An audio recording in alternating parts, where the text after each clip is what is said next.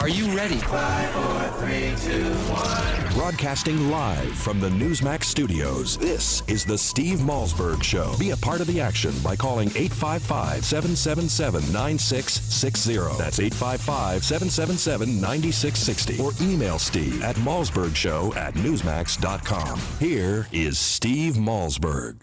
All right, folks, welcome. What is it, Wednesday? Yeah, Wednesday edition of the Steve Malzberg Show. So glad to be here. Actually, I went to get gas on my way in. I don't want to take up too much time with this, but I went to get gas on my way in, and I noticed my tire was a little low, so I filled it up with air. And then I'm driving, and then the tire low indicator light comes on. So I stop at a gas station along the way, and all they have are food marts. They have no service center. You can get gas. You can fill your car with air, but they have no service center to fix a tire. You know, they have food marts. So I took the pressure, and it said 18. I'm like, oh, no. You know, I had about 17 miles to drive to get to work on the highway. So I got on the highway. I prayed a lot, and I knew of this place that fixes flats over on 10th Avenue. 10th Avenue. Yeah, 10th Avenue freeze out. That's right, Scott. And so they fixed it, but it wasn't a flat, and it wasn't 18. It was 28 pounds, but they did find a leak along around the rim. So they sealed it up, and that's my story. But I'm always afraid, you know, a flat tire, it won't make work, I'll miss a show. I have dreams like that. We have a show today, folks. Topic after topic. We're going to talk Zimmerman trial in just a moment, and we're going to talk about Egypt. We're going to talk to John Fund about how Obamacare threatens immigration reform. Andy McCarthy will be here. We're going to have filmmaker Dennis Lynch talking about They Come to America, a film about immigration. America's psychologist Dr. Jeffrey Gardier will be here to talk about that very moving video made by the three Cleveland girls who were taken hostage or captive for 10 years. They made a YouTube video yesterday.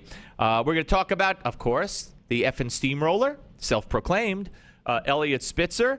And we're going to talk about student loans. And Hall of Fame baseball columnist Bill Madden will be here to talk about A-Rod or A-Royd, as some refer to him, and others who are facing possible suspension from Major League Baseball after the All-Star game. Lots to get to. Let me start with this.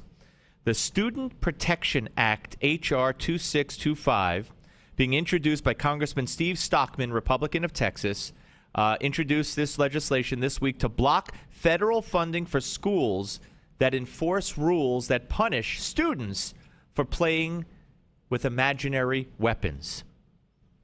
Okay? There have been several suspensions of young children who use their thumb and their forefinger, you know, and they pretend that it's a gun. They get suspended. Stockman cited several examples. A school in Nebraska demanded a 3-year-old deaf boy change his name because it resembled a gun when he expressed his name in sign language. That's how sick we have gotten. He said a 7-year-old boy in Colorado was suspended for throwing an imaginary hand grenade. 2 6-year-old boys in Maryland suspended for playing cops and robbers using their fingers as guns. And a 14-year-old Kentucky student was suspended from school for wearing an NRA T-shirt. The legislation also refers to activities that include carrying imaginary toy guns and brandishing a pastry or other food which is partially consumed in such a way that the remnant resembles a gun. Why? The pastry language? This because a Maryland student who partially ate a Pop-Tart to make it look like a gun was suspended from school. I mean, this is lunacy. So, good luck. Federal funds will be blocked if this bill ever passes, if these schools continue to treat kids, playing kids' games, like criminals. Now, a little more serious, and I'd love to present this to you, and you tell me how you feel about this. Here's a story about a teenager nearly 5 months after he was charged with making terroristic threats on Facebook. This Texas teen remains in jail. And here's the story. Here's cut number 10. 19-year-old Justin Carter has spent nearly 5 months in the Comal County Jail in New Braunfels, Texas, near San Antonio. He's being held on a $500,000 bond. His father, Jack Carter, says he worries about his son's safety behind bars. He's scared for his life, and I'm scared for his life, and every minute he's in there is just another moment of torture for me and for him. Okay, so what's it all about? We'll let the reporter tell you here in cut number 11. Police say during a Facebook conversation last February, 2 months after the Sandy Hook Elementary School shootings, Carter wrote, "I think I'm a shoot up a kindergarten and watch the blood of the innocent rain down and eat the bleeding heart of one of them." Authorities charged Carter with making a terroristic threat, a third-degree felony that could lead to a 2 to 10-year prison term if he's convicted. Okay, so a little different than what we discussed, much different than what we discussed with the incidents that the congressional bill is trying to address. But does this warrant the young man going to jail, sitting in jail for 5 months with no previous record? Let's go to cut number 12. Unfortunately, anytime that we've had those kind of comments made about a school system, the history of school violence has shown that we have to take those very seriously. Attorney Don Flannery, who represents Carter, seen here several years ago, says the teen only wrote those words in response to an insult and was kidding. He never contemplated that anybody would take that to mean that he's serious. It's clearly sarcasm. Both Carter's father and the attorney say they fully understand why authorities became concerned, but argue there's no evidence Carter ever intended or had the means to carry out a threat. He's a good kid, and he never did anything, and there was not any weapons, and I think it's very obvious. All right. Look, you can't be too careful, but we're out of control. We're out of control. I don't know enough. I'm only taking this report on face value. I want you to hear one more cut, and then I'll just give a summation. The defense did not rest yet. They just had George Zimmerman's father on the stand saying it was his voice on the tape, the 911 tape. He says, my son George was screaming on that tape. They're now, I don't know what they're doing here for this trial. You've been here. Okay, she's now, they requested a recess. She sent the jury out to lunch. And she's asking George Zimmerman, she said, we've had 40 witnesses, the judge says, that were called by the state and the defense. Some of them were called. And she's asking George Zimmerman. The lawyer keeps objecting. And this is the second time this happened today. All right, we'll get to this. But she's asking George Zimmerman. My question to you, Mr. Zimmerman, were there any other witnesses that you wanted your attorneys to call on your behalf at this trial? No, Your Honor, he says. And then when they come back from recess, she's going to ask him whether or not he's going to testify. This is really bizarre. The lawyer keeps objecting. Stop talking to my client. Talk to me. And she keeps talking to George Zimmerman. All right, here's cut 13, real quick.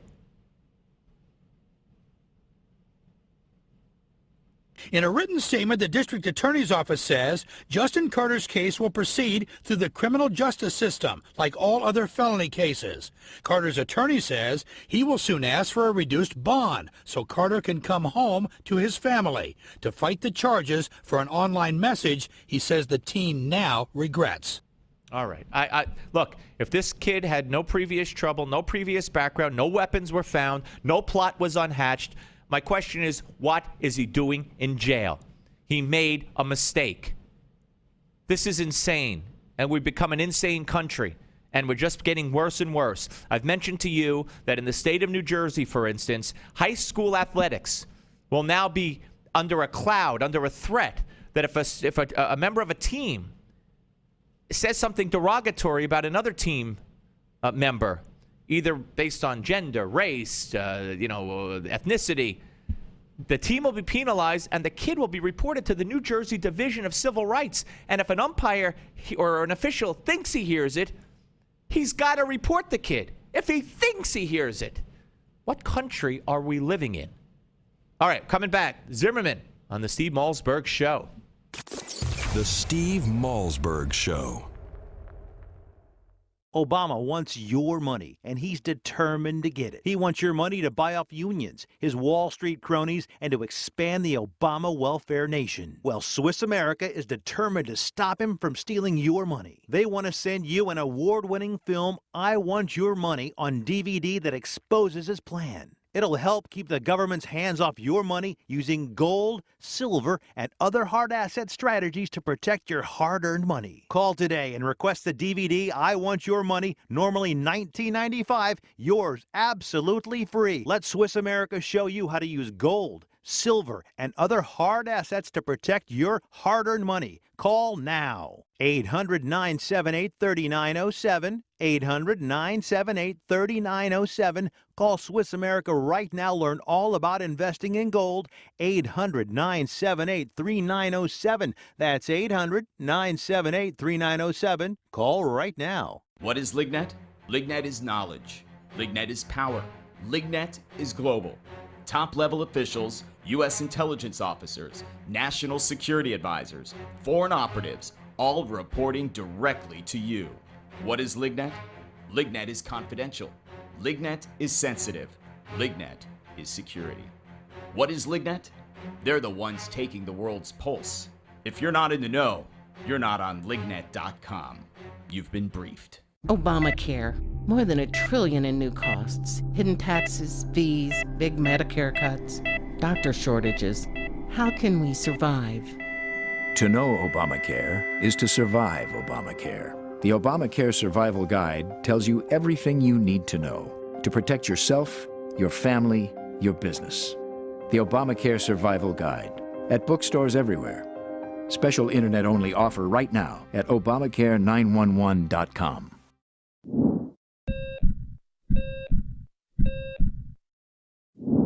Judging from everything you hear, you think all cholesterol is bad, but that's not really true. You need a certain amount of cholesterol to maintain good health.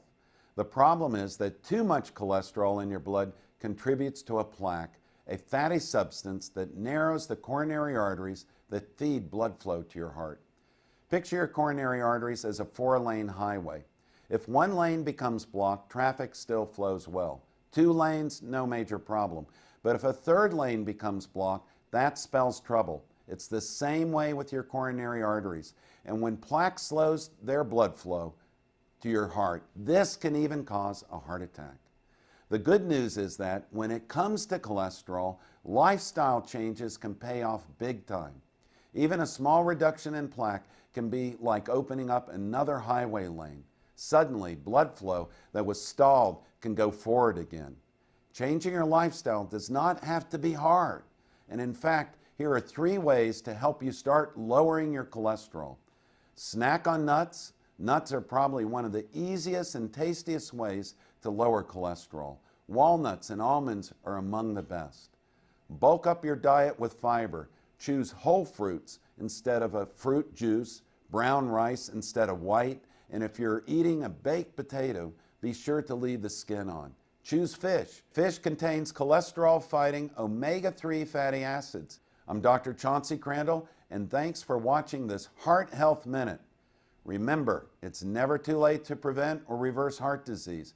Right now, I invite you to discover your own risk for heart disease or even a heart attack by taking my quick, free online quiz at www.simplehearttest.com. Where can you find the Steve Malzberg Show? Everywhere. From your smartphone to satellite radio to Newsmax Live TV to Roku, we have you covered. Here is Steve Malzberg. All right, ladies and gentlemen, the jury and the court in Sanford, Florida is in a 15-minute recess right now. Right before the recess, the judge again asked George Zimmerman if he plans on testifying and asked him if there's any other witnesses he wants his defense to call on his behalf. And his attorney keeps saying, I object. And the judge has no use for his attorney. Not Don West I'm talking about. It's bizarre. I'm just a layman. What do I know? Let's go to the expert as we welcome back defense attorney Adam Thompson, who splits his time between Florida and New York. Hey, Adam, welcome back, sir. Thanks for coming on again. Sure. Thanks for having me. All right. So let's go work backwards here. Let's start at the end. What we viewed here at the end, and about an hour or so before, she also asked Zimmerman if he plans on testifying, and he said, "I don't know." I mean, how unusual is this? Well, I've seen it done in cases. It's not unusual, given the fact that this is such a highly publicized case, and the big question in the moment is, will he testify or won't he testify?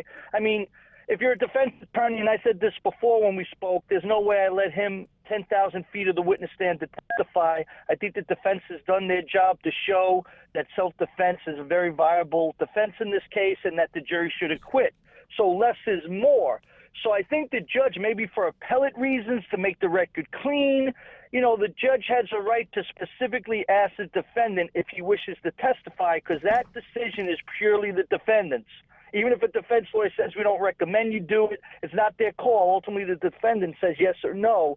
So I think to keep the record clean for appeal issues, she's asking him, so then it's on the record that he says, I discussed it with my lawyers, I'm fully advised of my rights, and I made the decision not to testify.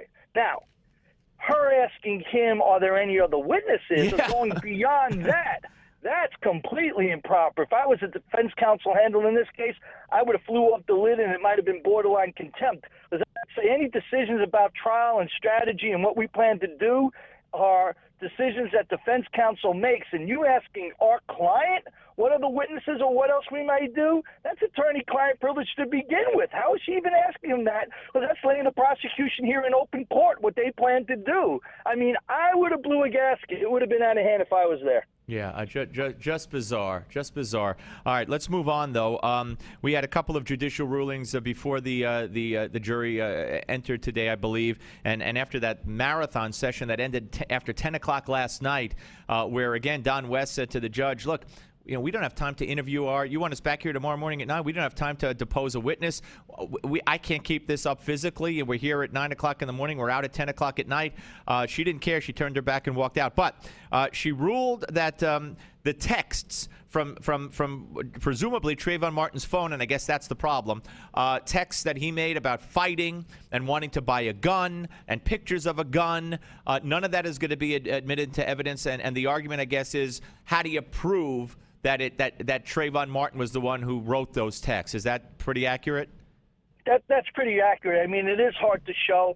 I mean, anyone that has a cell phone knows sometimes friends use it, people pick it up, it's played with, photos are sent on or off of it. But I mean, the presumption is if it's your phone and there's text messages on it, or there's photos going back and forth, the conversations on there, if you look at the totality of the text messages, if he sends a text out or something comes to him, there's usually a response. If there's a conversation back and forth, it would kind of make it pretty clear if it's him or somebody else. So I think there's an issue with this now. The prosecution objected. It's kept out for authenticity reasons and how reliable it'll be. But the substance of what those text messages says could be important to the defense. And the fact that they could raise issues that relate to the confrontation when it happened. Absolutely. To show, just like they said, Zimmerman knew MMA might be able to fight. Well, this shows that maybe Trayvon Martin was a very good fighter, because some of those comments went to him having fights, winning fights, people asking him to teach them how to fight. And again, it goes towards character. Right. The defense wanted to show this, to say, hey, this isn't some sweet kid you see in the photographs riding on a horse in some farm and standing with his dad having a soda and everything. This is a guy who was talking about selling or buying guns through these text messages, talking about fights he's in. Right, he talks about how he lost the first 2 rounds, but then he bloodied the guy, next time I'll get him, all this kind of stuff, which to me is so speaks to who this person is. So I think they have something for appeal if they want. Now let's move to the animation. Absolutely. Now, that's where I was going. Appeal. Right. Appeal point. Right. I think they have racked up, especially with their claims of prosecutorial misconduct. I think they've racked up quite a bit of appeal ammunition. But let's talk about Adam real quick. This animation, this video. I'm kind of shocked. But it's not being allowed in as like regular evidence. It's being let in as what? Some kind of ancillary evidence? Explain that to me. Demonstrative evidence. Demonstrative. When I first heard that they wanted to use computer animation, I've seen it done in many cases, but more in civil court. Reconstruction of accident cases, how a car rear ends another.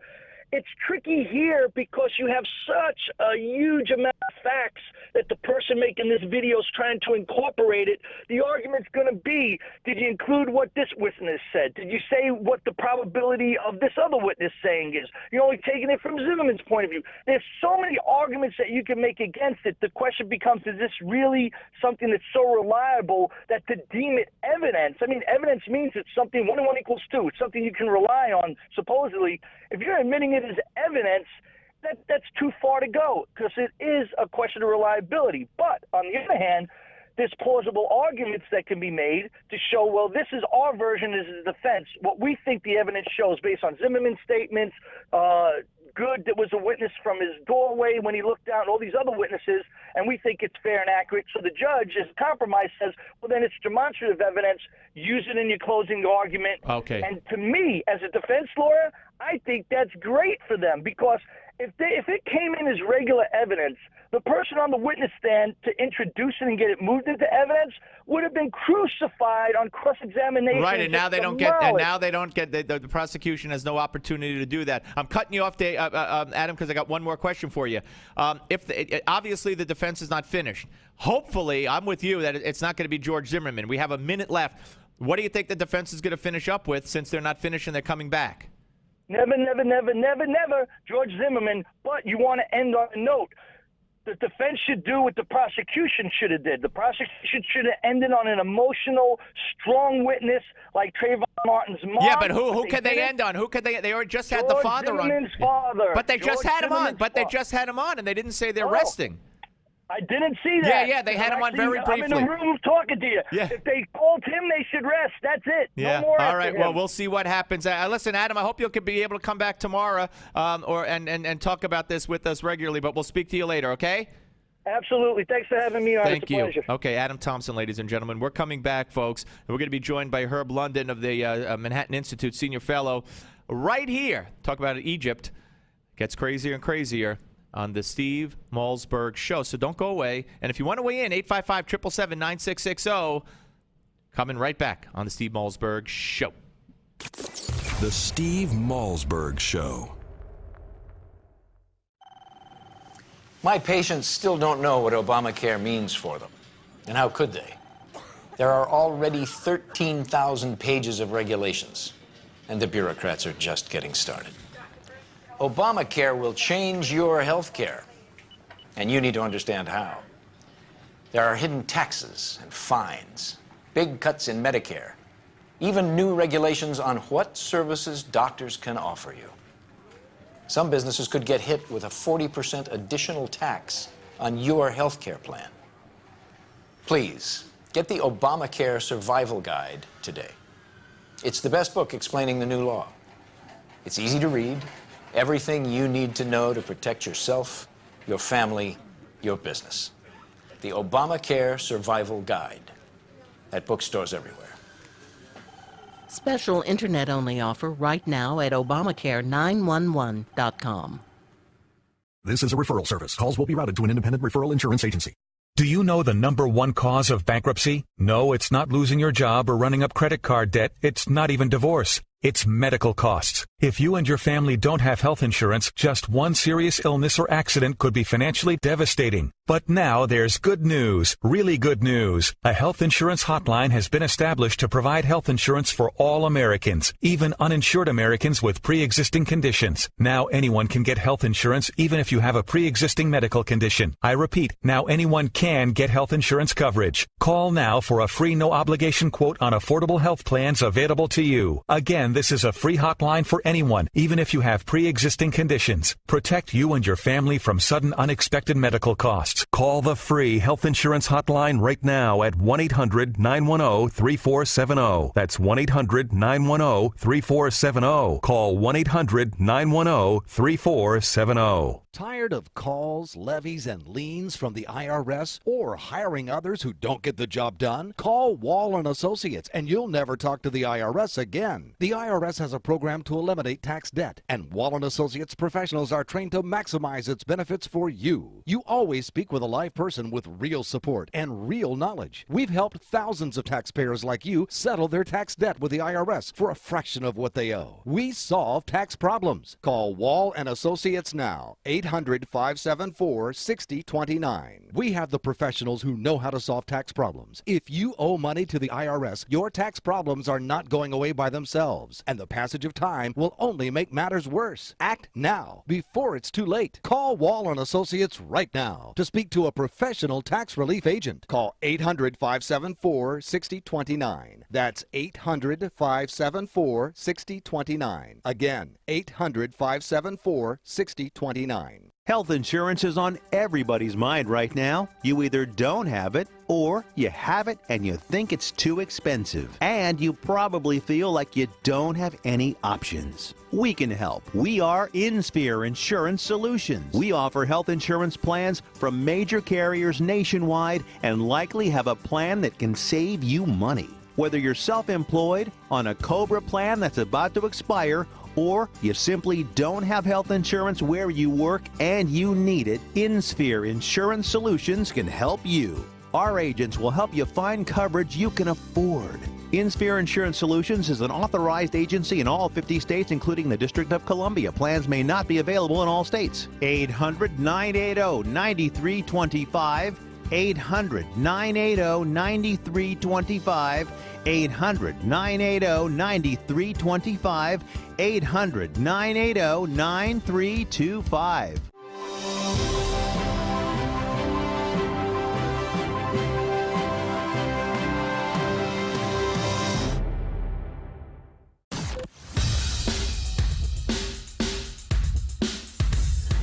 This is not your typical Screamfest talk show. No. This is the next generation of talk radio. Here is Steve Malzberg. All right, ladies and gentlemen, we're going to get a decision very soon on whether or not George Zimmerman will take the stand in this trial. As soon as we do, we will bring you that decision as we return here to the Steve Malzberg Show. Egypt has issued an arrest warrant for the leader of the Muslim Brotherhood, Mohammed Abadi, and at least 9 other Muslim Brotherhood figures. Joining us now to talk about all of this is Herb London, Manhattan Institute Senior Fellow and member of the Council on Foreign Relations. Hello, Herb. How are you, sir? Steve, pleasure to be with you this afternoon. Well, it's great to talk to you again. It's been a long time. I thank you for making the time. Okay, let's start first before we get to the specifics of what the prosecutor in Egypt did today. The United States seems to be having a hard time on how to respond since the coup, on what to call it, on whether or not to continue aid, on who to support. They have come out and basically said, don't destroy the Muslim Brotherhood. Everybody has to participate in the next round of elections and in the next government. But has the Obama administration been clear enough? Well, part of the difficulty is the lack of clarity. In fact, what you may recall when Morsi was installed, there was a charm campaign organized by the State Department suggesting that the Muslim Brotherhood is the one organization that could bring about stability in North Africa. And so now that it's deposed in Egypt, one raises the question, why wasn't the United States giving some consideration to alternatives, since the Muslim Brotherhood itself had no experience in governing any nation? So this is very problematic. It's problematic because we have been unable to recognize our strategic interests, number one, and number two, it's problematic because we had no inkling that the Morsi government would fall that quickly. Yeah, no, absolutely. Of course, right along, though, we did see the actions of the Morsi government, and we saw the actions they were taking, and some say that some of those led to Morsi being, if not uninvited officially, uninvited behind closed doors or through channels, because he was due to be here in the United States not all that long ago. And the clamping down, the political prisoners, the declaring his declarations to be above the Constitution and beyond reproach, all these kinds of things were, just flew in the face of so-called democracy.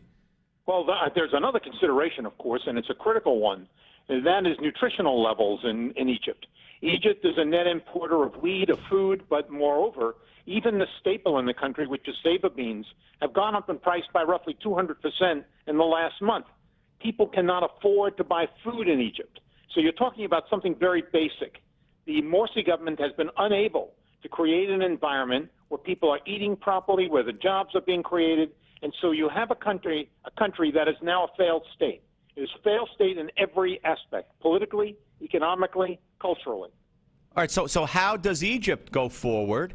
Are you satisfied that this temporary president will be able to map out the roadmap to lead to new elections, and will the Muslim Brotherhood partake of those elections? Will the leadership that's now has warrants out for their arrest be banished or imprisoned for these elections? And are you concerned as to whether or not the Muslim Brotherhood is included? Well, first of all, I mean, all of the right statements are being made about the Muslim Brotherhood and its inclusion in a new government. That's the right statement. What's not right is that there's likely to be a civil war. The Muslim Brotherhood is not going to participate in this new government. Number two, the military is not prepared to really create the environment necessary for stability in the area. Keep in mind that the military in Egypt owns almost all of the significant economic assets in Egypt. So they have a stake in the retention of control, even though obviously that control has to be shared. Third, I think it's very important to note that what you have here is a situation where the military does not want to be accountable for the failure of the country. So they really want to opt out as quickly as possible. But how do you do that? The only stabilizing influence in the country is the military. That's the only stabilizing, cohesive element in Egypt. There is no other. So it's a very, very confusing situation. They're reluctant leaders. They do not want to be there, and yet on the other hand, history has forced them into this position. Keep in mind that the public turned against the military. What was Mubarak? Mubarak was a military man. And so the public turned against them once. There's no question it's only a matter of time before the public turns against them again. So a year from now, or maybe even less time than that, Tahrir Square is going to be filled with demonstrators saying they're not entirely happy about the direction of the country. Yeah, so this is a very, very problematic situation. The only thing that the Egyptians can do at the moment is to plead for foreign aid. They'll go to the United States hat in hand begging for assistance. We already give them close to $2 billion a year. It's not going to increase dramatically. And on top of it, you've got Arab states like Saudi Arabia and Qatar that are saying they're going to give $8 billion. Well, that's not sufficient to deal with a population of 85 million people, the largest Arab state in the world. So, I mean, it's a very problematic situation, one where there are no easy solutions, and number one, and number two, no role for the United States to play because we don't have that much leverage. Yeah, no, we're talking to Herb London, a Manhattan Institute senior fellow, member of the Council on Foreign Relations, here on the Steve Malzberg Show. So having said everything you just said, aid is a question. You're saying, well, most of the aid we give, it goes to the military. But you're talking about non-military aid. But, there's talk in Washington that because it was a military coup, and again, the administration has not classified it as such, but because many see it as a military coup, if it were to be classified by our government as that or recognized as that, we would have an obligation to cut off the military aid, the foreign aid that we give to Egypt until further notice. So where are we? You're very wise. You're very wise. I mean, it's a very statement. We would be obliged if this was a coup. It's one of the reasons why no one in Washington is calling this a coup d'etat. It is a coup. By any reasonable standards, it's a coup. But you can't say that for the legalistic reasons that you mentioned. Obviously, this government is going to continue to pretend it was a revolution. It was a coup, but not a revolution. So I think that even though the semantics here may seem unimportant, they are very important indeed when it comes to our Congress and the kind of aid that will be provided. Look, on the humanitarian level, there is some aid that will be provided. There's no question. You're going to have people starving in Egypt. The world is not going to turn its back. However, you've got a failed state, and the question is, how much aid will be provided? Will it be provided in time? And can you sustain a country of 85 million people that is a completely failed state? One more question. How long do you see it taking before we actually have a roadmap in place, quote unquote, before we have elections? And again, will those elections serve to satisfy all interested parties in your view? Well, first of all, you have a country that is fractured. You've got the Muslim Brotherhood, but even within the Muslim Brotherhood, or slightly to the left of the Muslim Brotherhood, are the Salafists, who have an even more extreme agenda. On the top of it, you've got 10% of the population that are Copts. and they've been facing murderous conditions, terrible conditions, under the present government. Absolutely. How do you align all of these forces at the same time? Moreover, the internal problems that Egypt faces are not so bad from the standpoint of Israel, because if you had a Muslim Brotherhood in control, it would only be a question of time before the Sinai, which is presently a kind of no man's land used by the terrorists to attack Israel, would become a formidable force used against Israel. So, again, there are some in the area who are saying, maybe it's not so bad to see this chaotic situation in Egypt. On the other hand, as I've already suggested, to see the kind of humanitarian plight that the Egyptians are facing is one that we're not going to turn our backs on. All right, Herb, very fascinating. I hope you'll come back often, sir. Thank you. Anytime. Thank you so much. All right, my pleasure. Herb London, ladies Bye-bye. and gentlemen, Manhattan Institute senior fellow, member of the Council on Foreign Relations. Look, this is problematic, and this is of interest because this is not some small country. This is the largest country in that region. This has a large military, a sophisticated military, mostly armed by our weapons. This has a country has a peace treaty with Israel, and the Muslim Brotherhood will not go quietly. The Muslim Brotherhood will not go quietly, and guess what? This government, our government, does not want the Muslim Brotherhood to go. They do not want them. We have an administration that loves the Muslim Brotherhood. Both the Muslim Brotherhood itself and the offshoots of the Muslim Brotherhood, many of which have their tentacles directly in our government, in our department, State Department, other departments. And it's very frightening, but that's for another conversation. Now I can tell you that just moments ago, George Zimmerman asked by the judge in his trial, will you testify in your own behalf? He said no. George Zimmerman will not be testifying in his own behalf. The defense has rested its case, went out with George Zimmerman's father, and has asked for a dismissal of all charges. As far as I could tell, they have rested their case, and they asked for a dismissal of all charges. And although I didn't see her answer, turned my head, I'm pretty darn sure if she hasn't given it yet, or if she's about to give it, she's not going to dismiss any charges. That's that you could bet on, not this judge. All right, when we come back, we played for you yesterday a report from Fox affiliate in Dallas about a lawyer's office that was broken into by two people just walking in. They didn't take silver bars. They didn't take gold coins. They took computers, specific computers.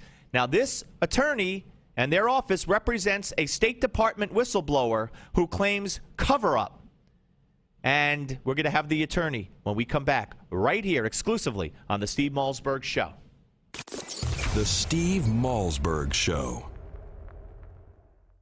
Attention, if you've been classified as a high-risk driver due to DUI, DWI, or tickets for aggressive driving and are required to get expensive and hard-to-find SR22 auto insurance, then you must listen to this message because we can help. We're the largest insurance company in the U.S. specializing in SR22 auto insurance and focused on serving the needs of customers classified by the state as high-risk drivers. We help people get back on their feet by providing easy-to-get, low-cost SR22 insurance that anyone can afford. If you need SR22 auto insurance, or if you have it now and are paying too much, you need to call us today for your free quote at 800-836-4606. Our specialists are standing by waiting for your call. We understand people make mistakes, and we're here to help by making SR22 insurance easy to get and affordable for everyone. The call and quote are free. Call us now at 800-836-4606. That's 800-836-4606. Again, 800-836-4606. If you or someone you love is struggling with addiction to alcohol or drugs, then you must listen to this message because there is hope. No matter what addiction you or your loved one is coping with, you are just one phone call away from real help. Recovery Hotline makes the healing process simple and affordable by matching people to fully certified and experienced inpatient facilities that are right for their personal situations. Call 800-668-1286 now. Don't wait another day. Money does not have to be an issue. Most insurance is accepted. Just call 800-668 668-1286 today. Recovery Hotline's mission is to help you or someone you love begin the healing process and get back a healthy and sober life. And we can even help with family interventions and travel arrangements. One phone call is all it takes to get back the life you or your loved one deserves. The call is free. The help is real. Call 800-668-1286. That's 800-668-1286. 800-668-1286. Again, 800-668-1286. Are payday loans ruining your life?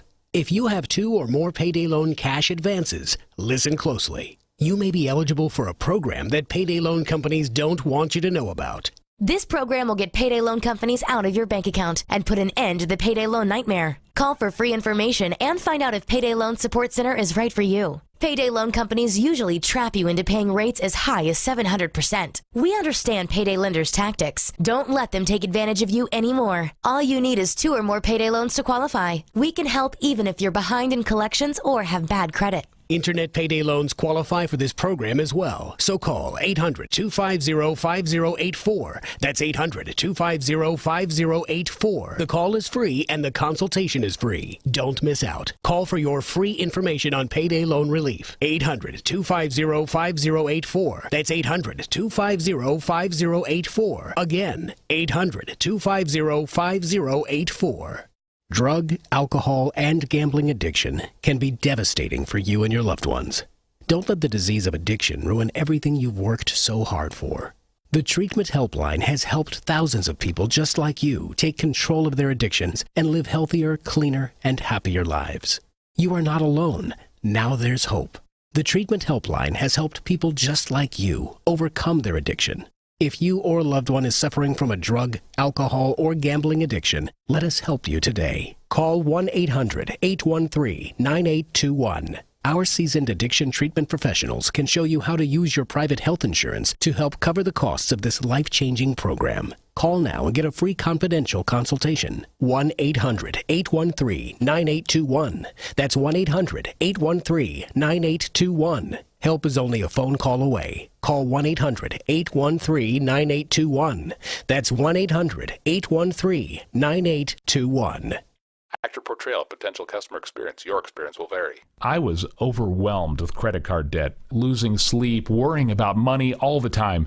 Creditors were hounding me night and day, and I didn't think there was any way I could ever get out of debt or get my life back. Then a friend told me about the Financial Solutions Group, and I found out all it took to get started was one free call. They really helped me get my life back. If you're like I was, you could see almost half or more of your credit card balances eliminated without the nightmare of bankruptcy or attorney's fees. And they didn't charge me any settlement fees till they reduced my debt. If you have more than $10,000 in credit card debt, this is your chance to get your life back. Make one quick free call today, right now, to see if you qualify. 1-800-477-6802. That's 1-800-477-6802. Again, 1-800-477-6802. 1-800-477-6802.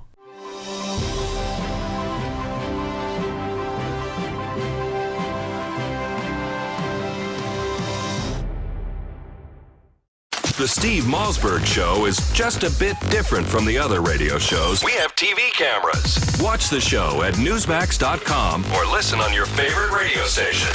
Here's Steve Malzberg.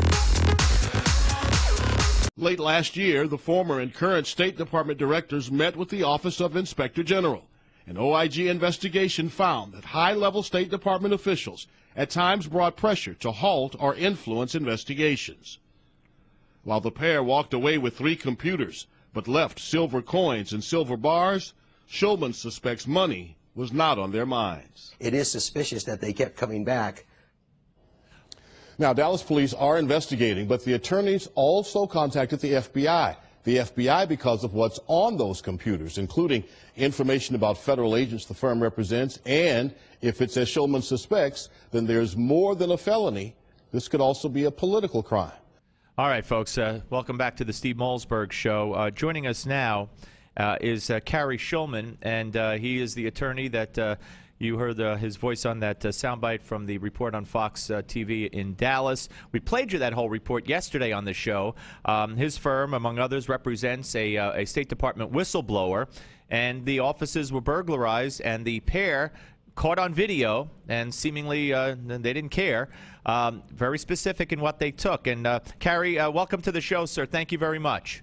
Well, thank you for having me. Well, I think this is huge, and I know that given our media, if this were the other way around, if a Republican had been the head of the State Department, if Hillary Clinton were a Republican and she was who she was and she was going to run for the presidency in 3 years or whatever, and this was going on, this would be huge. But nobody's talking about it for the most part, unfortunately. But I'm not going to let it pass. So talk about who your client is, what she's alleged, and where you are in the process and what was taken. Okay, we represent Aurelia Fidedison. She is retired December 31st of last year. She retired. And after her retirement, the Office of Investigator General put out a report that was involving an inspection team assessment of diplomatic security. And when the report came out, they had whitewashed it, taken out all of the information about higher level officials in the department, basically halting federal investigations, which in our opinion is a felony. These were political appointees and others that were stopping these investigations for numerous different reasons. 8 of those were listed in the big memo, the October 23rd memo that's been so public, but those were only 8 of the big instances that were identified in the memo. There was many more. And so we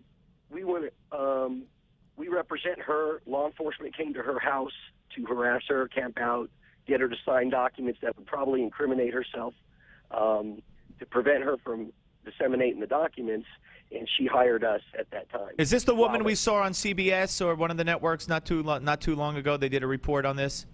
Yes, June 11th, CBS broke that story. Okay, we played that report. I just want to make sure it was the same woman. Okay, so go ahead. So keep going with the chronology here. So we began representing her. I had a lot of dealings with the Office of Investigator General attorneys at that time. They were trying to intimidate her. They were trying to intimidate me.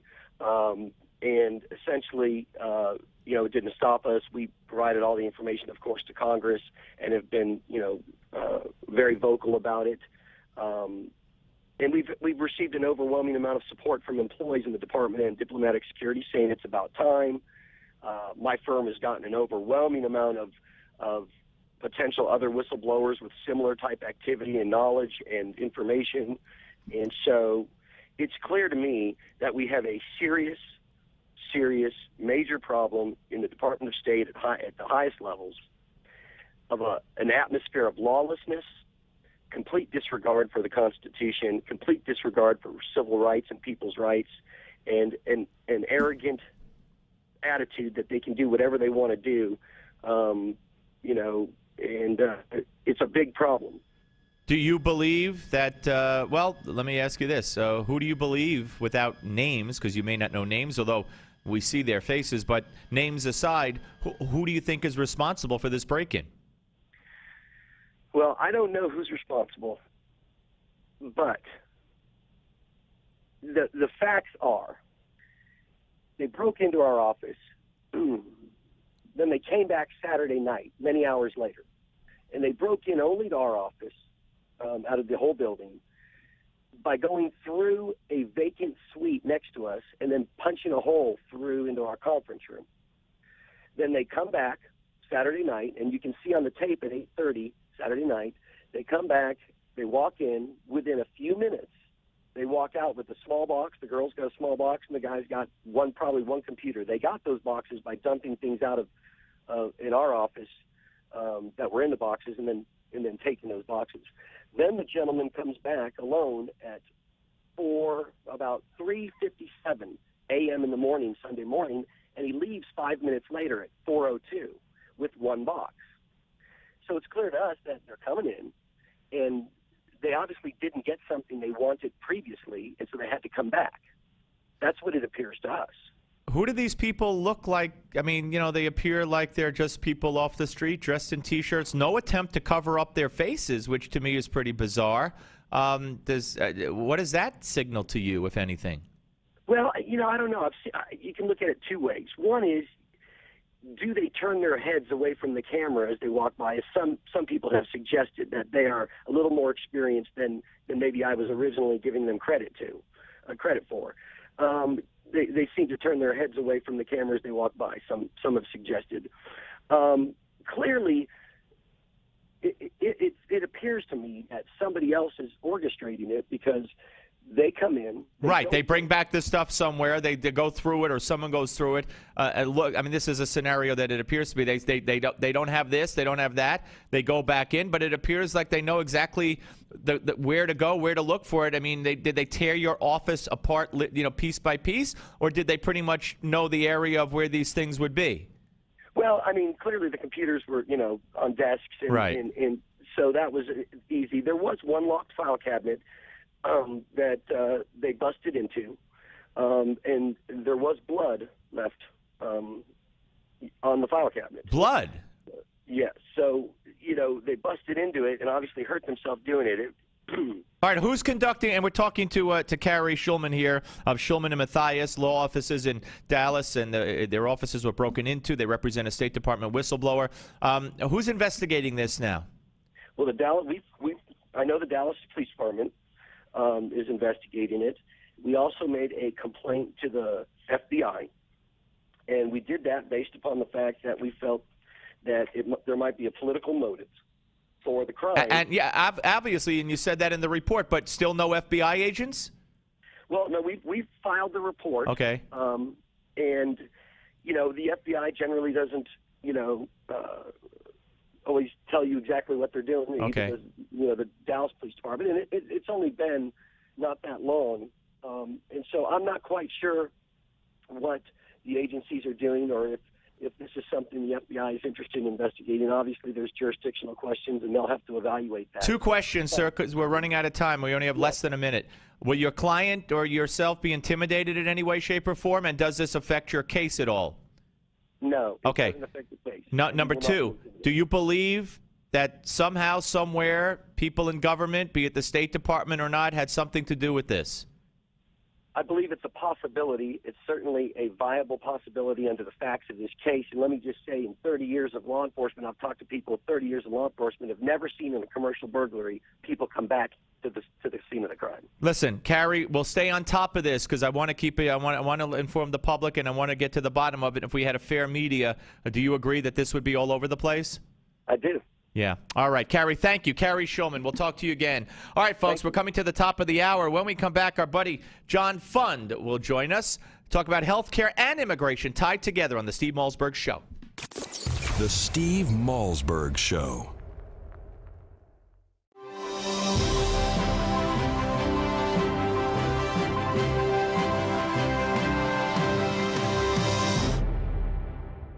Are payday loans ruining your life? If you have 2 or more payday loan cash advances, listen closely. You may be eligible for a program that payday loan companies don't want you to know about. This program will get payday loan companies out of your bank account and put an end to the payday loan nightmare. Call for free information and find out if Payday Loan Support Center is right for you. Payday loan companies usually trap you into paying rates as high as 700%. We understand payday lenders' tactics. Don't let them take advantage of you anymore. All you need is 2 or more payday loans to qualify. We can help even if you're behind in collections or have bad credit. Internet payday loans qualify for this program as well. So call 800-250-5084. That's 800-250-5084. The call is free and the consultation is free. Don't miss out. Call for your free information on payday loan relief. 800-250-5084. That's 800-250-5084. Again, 800-250-5084. Here's today's silver shortage update from Lear Capital. Reports keep coming, the shortage is growing. Twice already this year, the U.S. Mint has run out. Last time this happened, the silver price jumped 40%. It's time to take advantage with this special offer from Lear Capital. For a limited time, buy 20 new silver polar bear coins and get one free.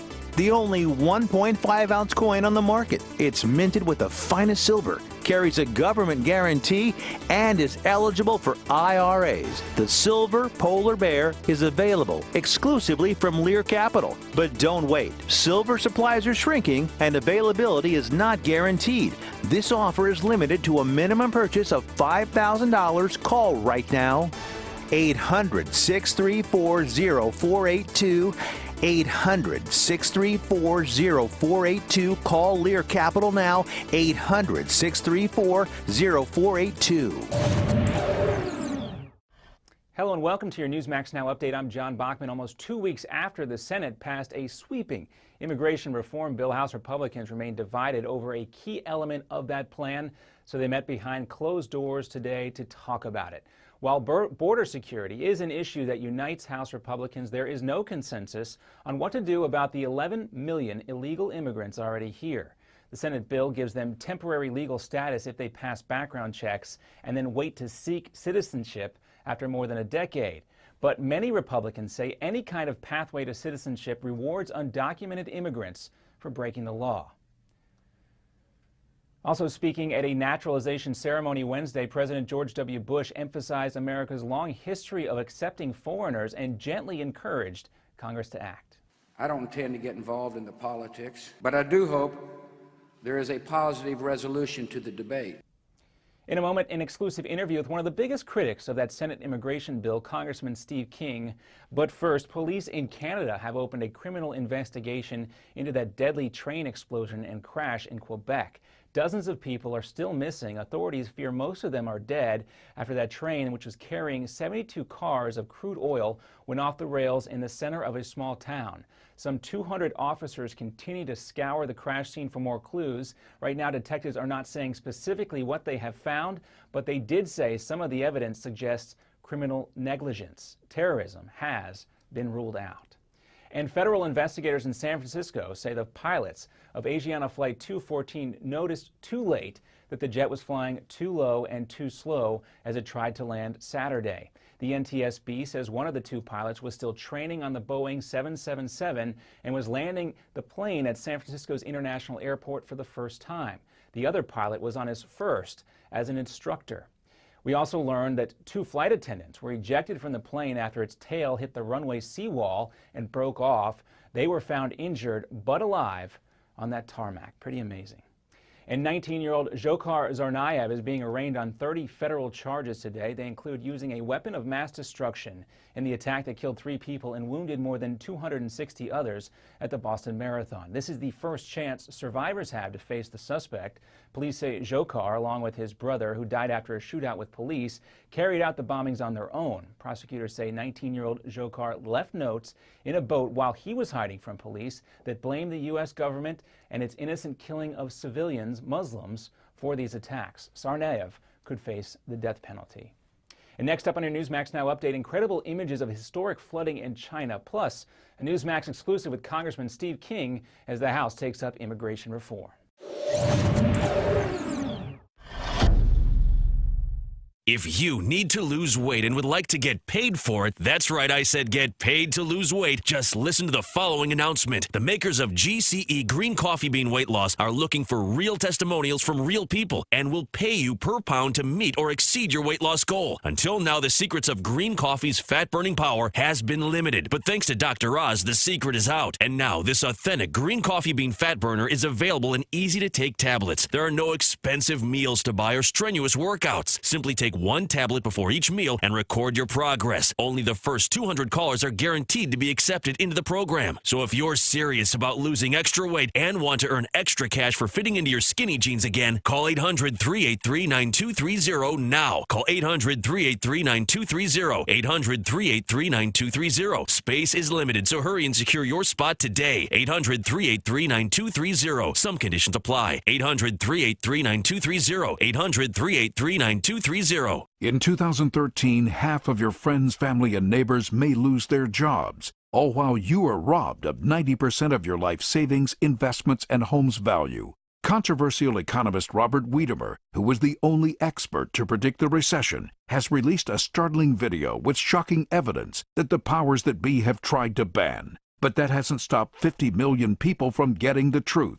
Watch it at AftershockVideo.com. AftershockVideo.com. In 2013, half of your friends, family, and neighbors may lose their jobs, all while you are robbed of 90% of your life savings, investments, and home's value. Controversial economist Robert Wiedemer, who was the only expert to predict the recession, has released a startling video with shocking evidence that the powers that be have tried to ban. But that hasn't stopped 50 million people from getting the truth. Watch it at Aftershock911.com. Aftershock911.com.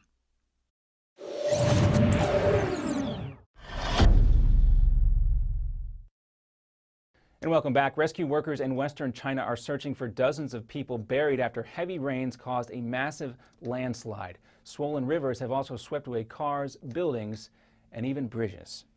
And as the House gets going on immigration reform, we talk with one of the most vocal critics of the Senate bill during a Newsmax exclusive. Here's Iowa Congressman Steve King on why he says the Senate bill is beyond repair. If you legalize people that are here illegally, that means that it is a path to citizenship. Eventually, those folks that are rewarded with the objective of their crime will be voting. They will have the measure of citizenship.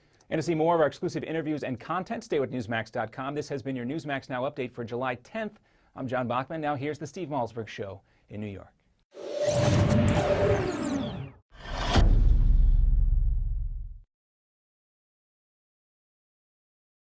Are you ready? 5, 4, 3, 2, 1. Broadcasting live from the Newsmax studios, this is the Steve Malzberg Show. Be a part of the action by calling 855-777-9660. That's 855-777-9660. Or email Steve at malzbergshow@newsmax.com. Here is Steve Malzberg.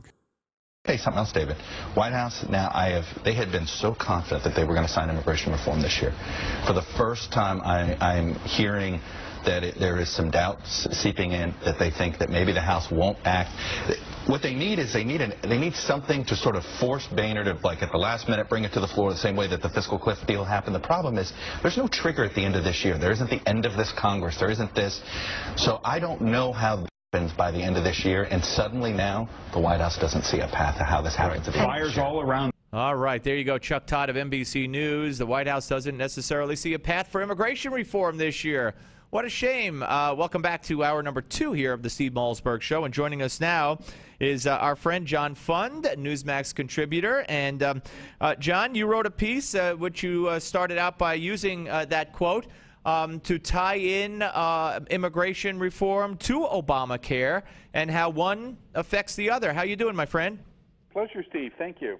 Well, tell us about your tying Obamacare and immigration reform kind of together.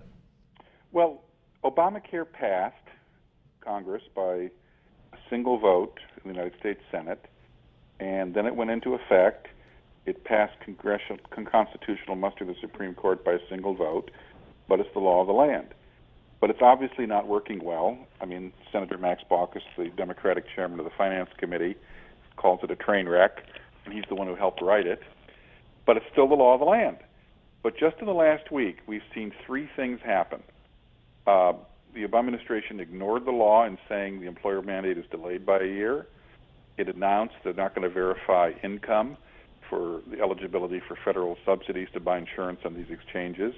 And then it said, well, we're going to throw out the formula for calculating how much more insurance companies can charge smokers. These are all things that happened in the last week. No consultation with Congress, happened in the dead of night before or around a holiday. And now Congress is expected to pass a 1,200-page immigration bill full of waivers and potential loopholes, and they're going to trust the Obama administration to enforce the law? I don't think so. Any administration that is so lawless that it basically says we don't need no stinking laws, as the treasurer of the Sierra Madre quote went. I mean, you can't, even if the bill worked as designed, you can't trust them to implement it. So a lot of Republican members of Congress are saying, what difference does it make? We pass a law, they're just going to change it and reinterpret it. No, I couldn't agree with you more. Unfortunately, in the Senate, it did not pass by one vote. It passed overwhelmingly with the help of, I think, 13 so-called Republicans. And in the House, we could, I hope, that John Boehner sticks to his guns and his word and doesn't bring any bill that doesn't have the support of the majority of Republicans. Having said that, it is John Boehner. So it does appear, notwithstanding everything you just said, if we use the Senate as a gauge, there should be more distrust. It should be harder to pass than health care was. But in the Senate, at least, having seen what has happened with health care, the Senate went ahead with Republican support and passed it anyway. Well, the most egregious changes of the bill happened after the Senate passed that, and I've spoken with at least 2 Republican senators who say they think the result in the Senate would have been significantly closer if the vote had happened after these Obamacare changes. So I think this does change the political calculus. The Obama administration is basically saying we make up the laws as we go along. We live by the rule of men, not by the rule of law. And I think this will have an effect on the Republicans in the Congress, because who wants to be taken as a complete chump? In other words, it's like Lucy and Charlie Brown on the football. I mean, you pass the immigration bill, you tell your constituents you're going to secure the border, and the Obama administration ignores border security and just says, we'll get back to you. I don't think any Republican congressman wants to be in that position of basically being played a fool. We're talking to John Fund, Newsmax contributor here on the Steve Malzberg Show. Let's talk about running roughshod over the Constitution, and he does it over and over. If this never happened, we could still talk about many instances, but deciding. I mean, I don't know why there hasn't been a challenge. I don't know why someone in the Republican Party or some constitutional group or civil rights group that leans to the right or somewhere hasn't filed a lawsuit and said, well, what do you mean you're not gonna? How could the president unilaterally declare we're not going to enforce this law, which was due to go into effect for another year because I don't want to? Well, even though we're a litigious country, that doesn't mean that every lawsuit has standing or a right to be in court. To have a lawsuit, you have to have a party that has seen some direct harm as a result of it. Now, in theory, you could have an employee of a company sue, once the law doesn't take effect. But that has to come after what Obama does, and it takes, a year and a half in court to resolve that. The Obama administration basically believes, give us some time and we'll make this law work. So it's not that there can't be a lawsuit filed, although I think Congress would have trouble suing over this because the courts would say this is a political dispute between the branches, we don't get involved. But Obama is basically betting on the fact that our courts are too slow to catch up with him, while it will still do some good. Yeah, no, absolutely. So you think that the Republicans will emerge as heroes to their constituency at least and fight this and not go along with it? I think the Republicans want to pass an immigration bill, but they do not necessarily want to go along with the Senate's path to citizenship. Some Republicans I talk to in the House say, look, a path to legal residency we can talk about, but citizenship is something special. So the Democrats, of course, insist on citizenship. That's the single most important thing in any immigration law because they want the votes that these people represent. So I think we may see an impasse. Both houses passing an immigration bill, but it going to conference committee and there being a real sticking point, which is the path to citizenship. And I don't see that easily resolved, which is why the betting is there's a less than 50% chance this thing becomes law. Yeah. All right. Well, we will keep watching and keep reading your writings, sir. Very great piece, and thank you for sharing. Thank you, Steve. Good luck. All right. Take care. That's Sean Fund, ladies and gentlemen, Newsmax contributor here on the Steve Malzberg Show. And I mean, it's a brilliant point, and it would have been very, very interesting to see how many. I don't know if any Democrats would have changed, but how many Republicans. If, in fact, Obama had delayed the part of the health care bill, but the specific mandate that he delayed for a year prior to the immigration vote in the Senate, if a handful of Republicans might not have gone along with it, maybe a Democrat or two might not have gone along with it, on the premise that we're not going to pass something and then, have it implemented the way this is being implemented or not being implemented on the whim of the President of the United States after we pass a law. So it would have been very interesting. Of course, we're not going to live to see that, but it's a great point to think about and a great writing by John Fund, ladies and gentlemen. When we come back, The one and only Andy McCarthy joins us. Obama is telling federal employees to spy on federal employees? You heard it, and you'll hear it on the Steve Malzberg Show. The Steve Malzberg Show. If you are successful at what you do, whether you're a doctor, a lawyer, a business owner, or you have a great career, you understand the concept of protecting yourself. Well, are you protecting yourself, your family, and your assets with quality term life insurance? Consider these possible rates. A man age 45, non-tobacco user could obtain $1 million of coverage for as little as $75 a month, and this rate is fixed for the next 10 years. We specialize in policies of $500,000 and above. A man age 50, non-tobacco user may be able to obtain $500,000 of coverage for as little as $115 a month. And this rate is fixed for the next 20 years. We have great rates for smokers too. Call the Term Lifeline now. 800-430-1309, 800-430-1309, 800-430-1309. Hello, my name is Fred Fleitz, and I'm the managing editor of LigNet. You've probably seen our name preceding some of the stories you read on Newsmax or heard LigNet referenced on Fox News, C-SPAN, or CNN. Perhaps you've asked yourself, what is LigNet? LigNet is an acronym for the Langley Intelligence Group Network, a private Washington, D.C. based service that provides global intelligence, in-depth analysis, and detailed forecasting. LigNet staff and advisors include former CIA officers, national security experts, presidential advisors, and top-level government officials from around the world.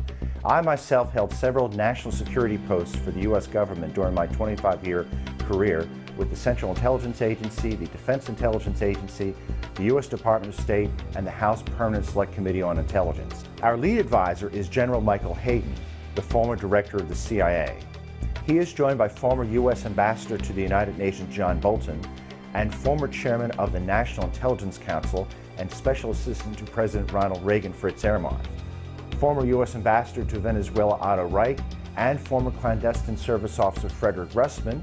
Former chairman of the House Intelligence Committee Peter Hoekstra also joined our advisory board staff.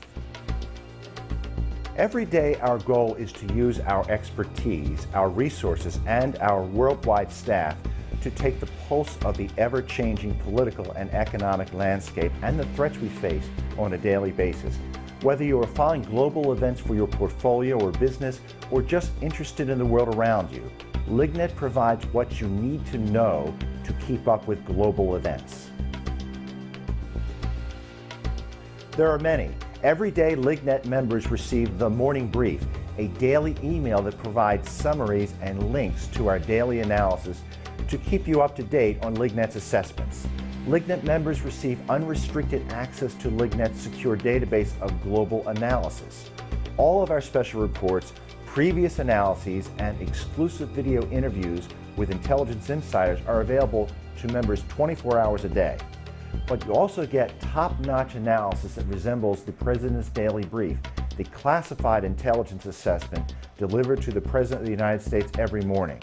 LigNet also sends breaking news emails to our membership list. If there is a development of global proportions or a terror alert, our subscribers are always the first to know.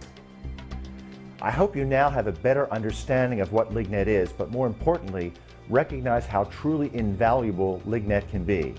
As the old saying goes, knowledge is power. Join LigNet for $1. Go to lignet.com.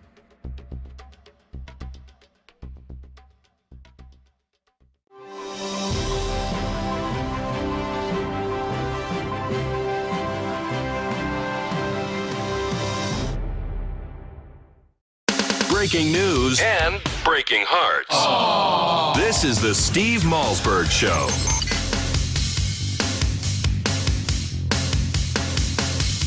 All right, ladies and gentlemen, we are back on the Steve Malzberg Show. I want to just tell you a story here as we wait to reach Andy McCarthy.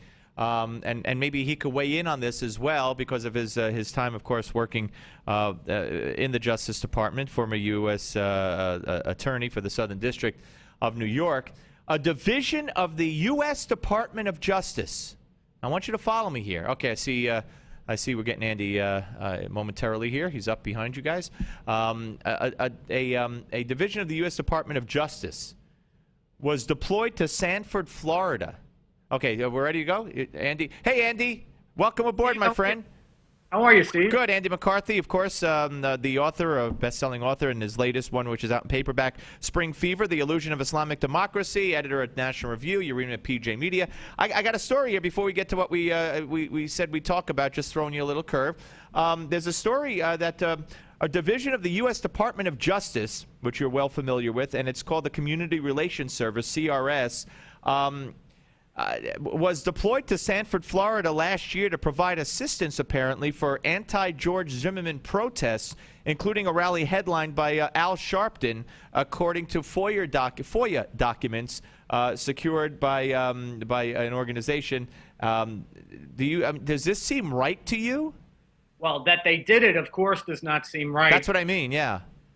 In terms of, is it likely that these people did it? I think it's absolutely likely. If you remember, Steve, it was Holder who was, I think down there with Sharpton, had a press conference with him, thanked him, just notwithstanding everything we know about Sharpton's background, thanked him for all of his heroic work in the past. And also, I think, and I wrote about this at the time, it was largely because of the pressure that the U.S. Justice Department put on the state of Florida, which I think was really putting its thumb on the scales of justice in terms of threatening a civil rights prosecution under circumstances where there was no evidence, zilch, zero evidence of a federal civil rights violation. But threatening to do that, I think, is what caused Florida to reverse its initial decision not to bring charges.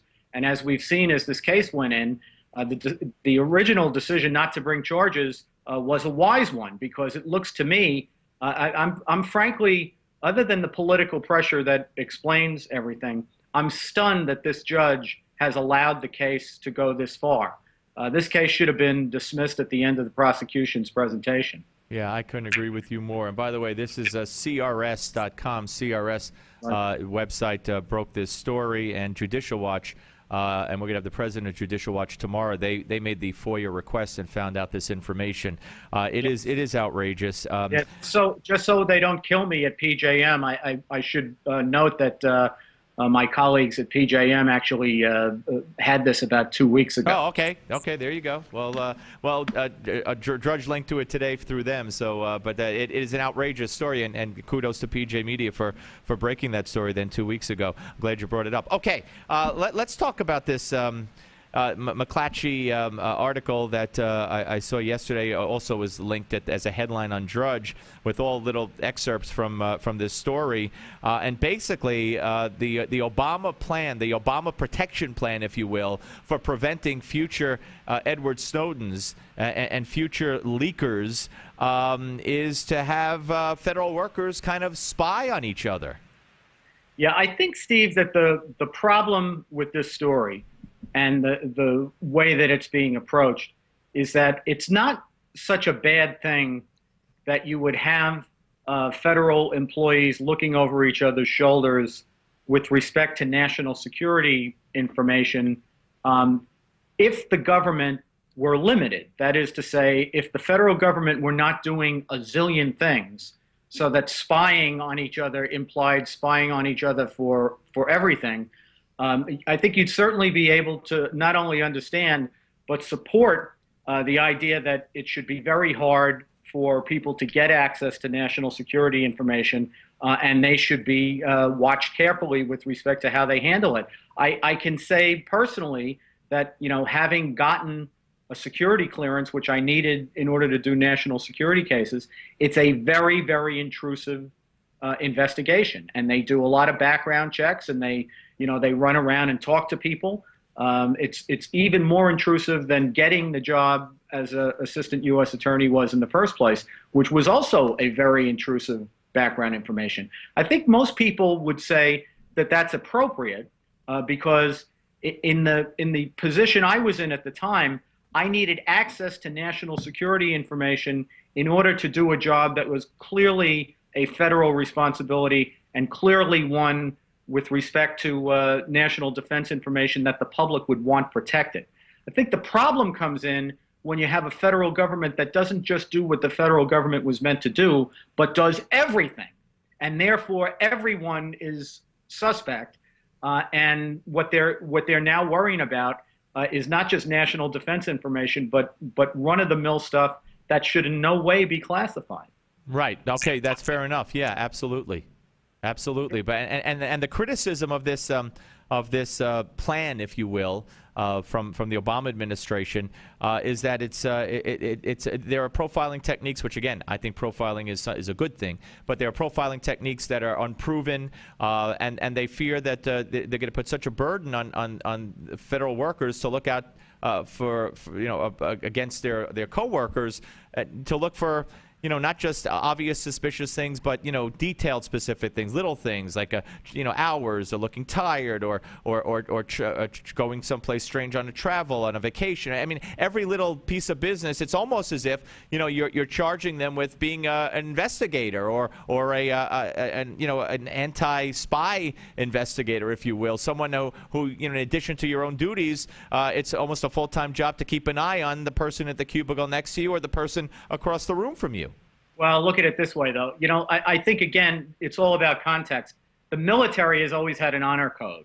They're supposed to report each other for misconduct. That's part of what the code of the military is. And I think that if we had a situation where, somebody leaked important national defense secrets to, say, the Russians, and then we found out afterwards that the guy was taking unexplained vacations and, he seemed to be coming into the office at weird hours of the night. Everybody would say, how in the world did those dunderbrains at the federal government let him get away with that? Right. On the other hand, if you're at the Department of Agriculture and it's the clerk who's in charge of the tomatoes division, and, he's getting told that he ought to be checking out the guy at the peas division, I think that's where it becomes overkill. And that's a problem of the government being too big more than anything else, I think. One final question. We have much less than a minute. Alan Dershowitz yesterday said that the prosecutor who brought these charges against against George Zimmerman, Corey, who actually was in court today, should be fired. Do you believe that? Yeah, I think Alan said that when these charges were brought. I said the same thing. I think this is the most irresponsible prosecution in a high-profile case I've ever seen. Andy, thank you, sir. As always, great to talk to you, my friend. Thanks, Steve. All right, take care. Andy McCarthy, ladies and gentlemen, and check out Spring Fever. It's out in paperback. It's The Illusion of Islamic Democracy, his latest. Of course, he is a best-selling author and a columnist and editor at National Review as well. All right, when we come back, filmmaker Dennis Lynch will be here to discuss They Come to America Part 2. It's a great film. The Cost of Amnesty on the Steve Malzberg Show. The Steve Malzberg Show. 3 a.m. and you're up again for the third time. It's not just affecting your sleep, it's interrupting your daily life. Frequent trips to the bathroom due to an aging prostate is a common concern, but you can now do something about it with Prostate Revive. Doctor-formulated Prostate Revive is an all-natural dietary supplement packed with 15 powerful ingredients, focused on improving prostate health by targeting the two main sources of prostate concerns, rogue testosterone and inflammation. And now, in this limited-time radio offer, you can try Prostate Revive absolutely free. That's a free bottle, a 30-day supply of Prostate Revive, risk-free. Plus, if you call right now, you'll also receive our free report, A Doctor's Guide to a Healthy Prostate. Call now for details on getting your free bottle, plus our doctor's report. Call 1-800-659-REVIVE. That's 1-800-659-REVIVE. Don't be a victim of an aging prostate. Start getting the sleep you need and get your life back with Prostate Revive. Claim your risk-free bottle now at 1-800-659-REVIVE. If your prostate is giving you problems and your doc says it's just part of getting older, be wary. Renowned physician and author Dr. David Brownstein thinks this is baloney. He's discovered a link between aging and prostate health and believes prostate concerns do not have to be an inevitable part of aging. That's why he created Prostate Revive. Hi, I'm Dr. David Brownstein. I personally formulated Prostate Revive to include the most essential natural ingredients available to help promote a healthy prostate gland and optimal urinary function. The producers of Dr. Brownstein's Prostate Revive are so thrilled with the positive feedback from satisfied customers that for a limited time, they are willing to send you your first month's supply free. Plus, call now and you'll also receive Dr. Brownstein's special report, A Doctor's Guide to a Healthy Prostate. For details on getting your free bottle, call 1-800-596-REVIVE. That's 1-800-596-REVIVE. Take control with Prostate Revive. Call now while supplies last to claim your risk-free bottle at 1-800-596-REVIVE.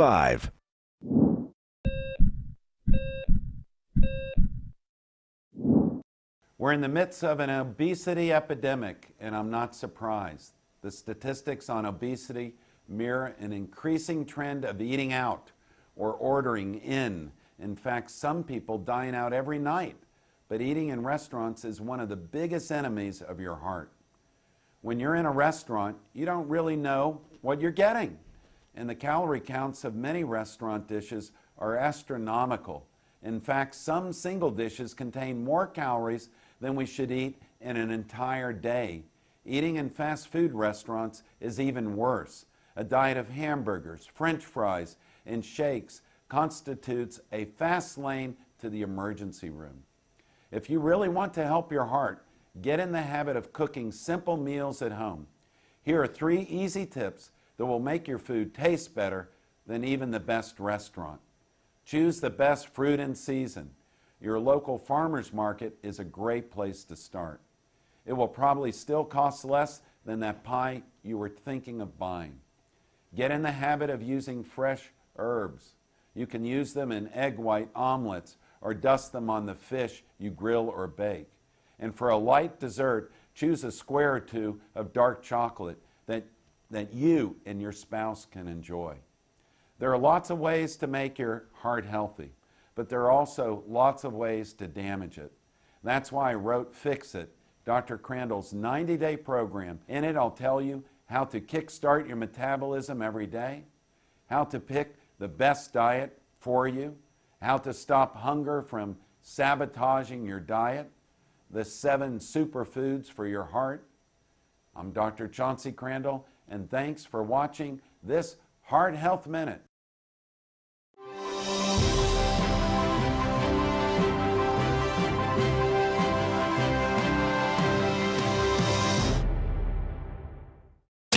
Where can you find the Steve Malzberg Show? Everywhere. From your smartphone to satellite radio to Newsmax Live TV to Roku, we have you covered. Here is Steve Malzberg. All right, folks, welcome back to the Steve Malzberg Show.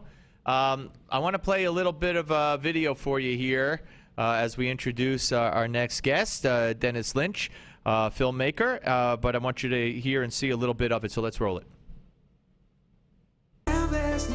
The builders that used to hire me and my guys come up here to get the cheap labor, and they cut me right out of the picture. Right. Now my tax-paying American citizens aren't paying the bills anymore. Who's paying the bills? These guys? They get their checks and they send it back home. I don't want to make children here in this country, so I want to make money in this country and return to my country. Do you think that you're taking jobs away from Americans? I think. Yeah. United States is not the best in the world, you know? The humanity change. Today, you pay for me. Tomorrow, my son pay for your son. Yeah, all right. There you have it. That's just a very, very small clip from They Come to America Too, The Cost of Amnesty, a documentary from documentary maker and the founder and CEO of TV 360 Media. That's Dennis Michael Lynch, and he joins us right now. Hey, Dennis, how are you, sir?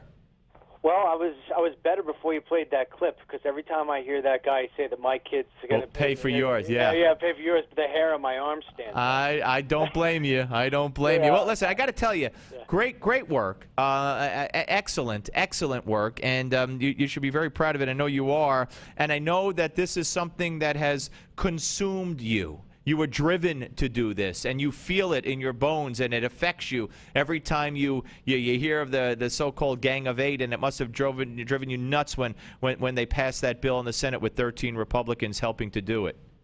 Yeah, let me tell you, I'm going to go in reverse to what you just said. I mean, I'll start off with, once that passed, I felt as if now I've got to step on the gas and work a little harder tomorrow than I did yesterday, not just for the American worker who is displaced and out of work and is going to get absolutely crushed with this immigration bill if it gets passed through the House or anything even close like this bill, but also because I understand, and I've witnessed it firsthand, and you see it in the film, what is coming through our southern borders, and it is beyond scary. And for some reason, let me just finish this out. Yeah. And for some reason, I cannot put my finger on it, the President of the United States, Janet Napolitano, and members of the Gang of Eight just don't want people to know what's coming through. And that, to me, is just beyond irresponsible. You know, it was several years ago we heard the rumblings. I remember I was at WOR Radio doing my afternoon show, and I remember talking about it and having guests on, and even Peter King, Homeland Security Committee, you know, would talk about Hezbollah and possible, you know, Islamic terrorists coming through the Mexican border, and we found evidence of it. But those reports started to fade away, and even the people who were talking about them stopped talking about them. And I know this is what I believe one of the most prominent things you're talking about when you talk about what's coming across our southern border.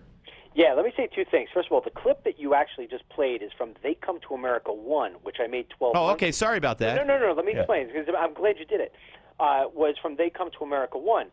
6 months later, I started making They Come to America 2. And the reason why I did that is because I felt as if, although the first movie was awesome to give you the cost of illegal immigration, I didn't give you enough about what is really coming through the borders. And honestly, Steve, it's because I was frightened out of my wits when I was down there the first time filming. And what I did this time was I went and I got cameras that were embedded in my sunglasses. So this way, when I went down there, people didn't necessarily know I was filming. And I worked alongside the Border Patrol agents who aren't allowed to talk to the press, who aren't allowed to talk to the public. And what I caught is on camera is everything that Congressman King, who, by the way, is in the second film here, everything that he says is coming through. I'm showing it's for real. In fact, Steve, there's a clip. I wish you would have played this one. There's a clip, and you'll see it at theycometoamerica.com. It's on the homepage, where I say to King, listen, if I've got a truck of Hezbollah, a truck of cartel, and a truck of Chinese nationals, and they're at the Texas-Mexican border, and I can only hold back, what do you want me to hold back? And he says, I don't want the Chinese coming in because they offer us the biggest threat because they're a superpower, and I know that they're trying to tap into our systems every day from abroad and at home. So I said, well, then you tell me why it is that we have this sign in the Texas desert. Now, Steve, you can visualize this.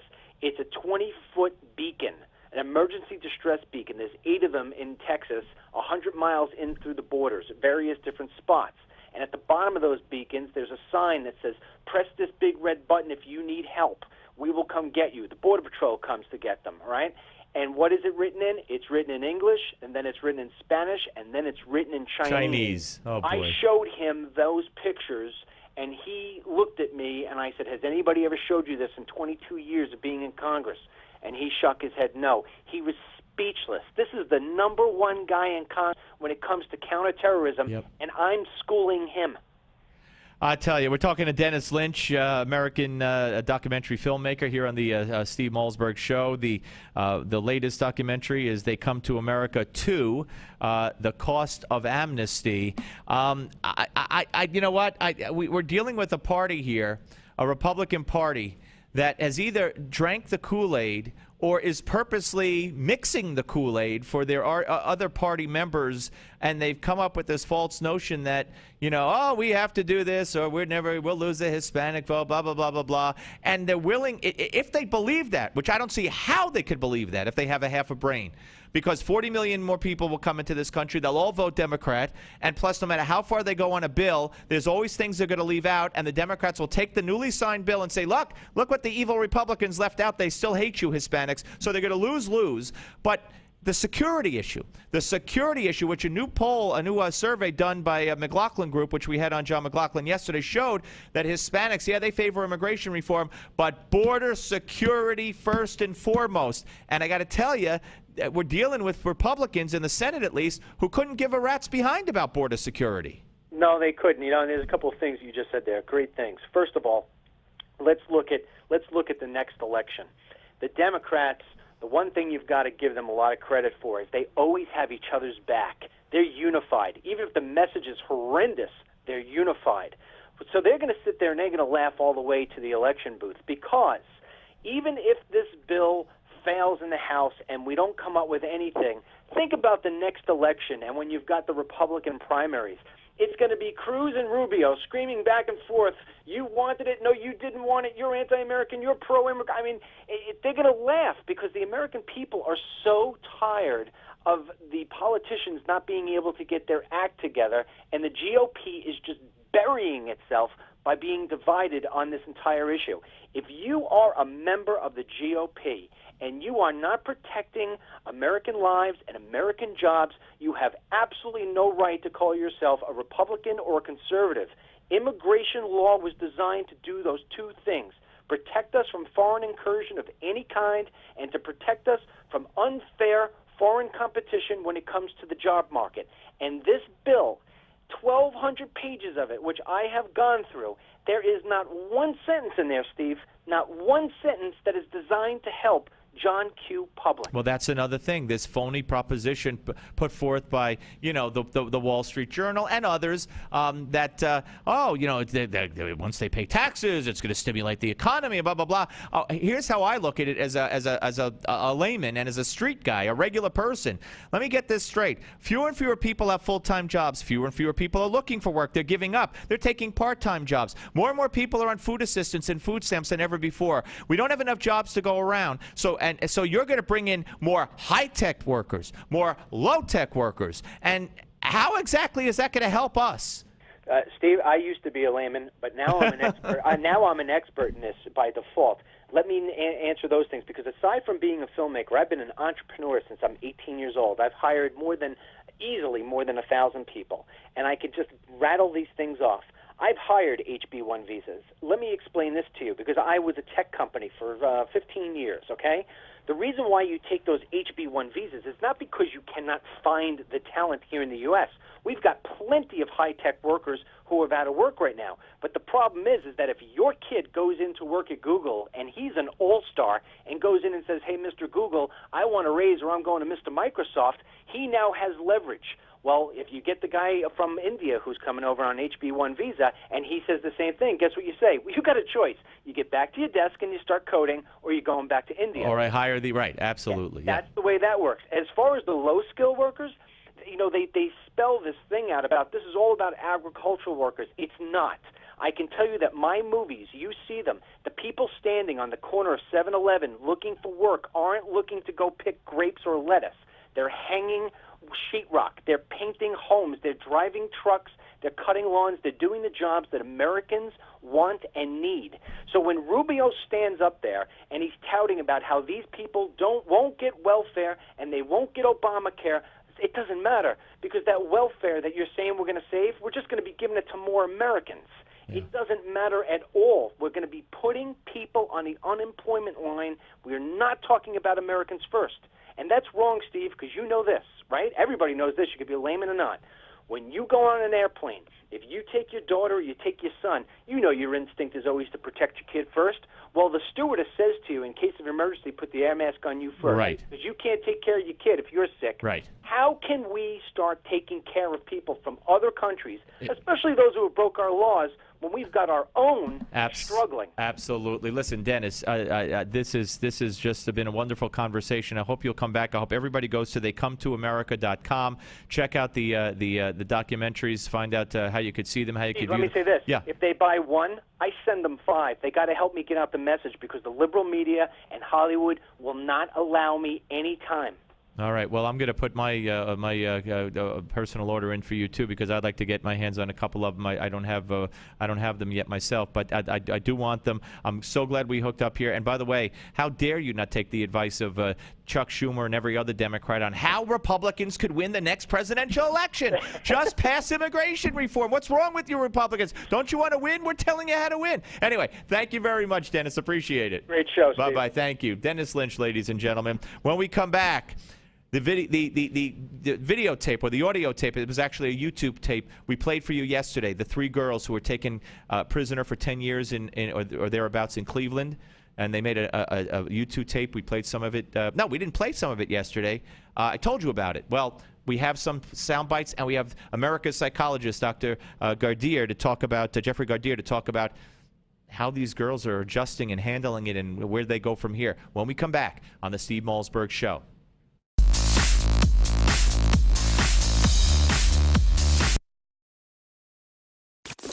The Steve Malzberg Show.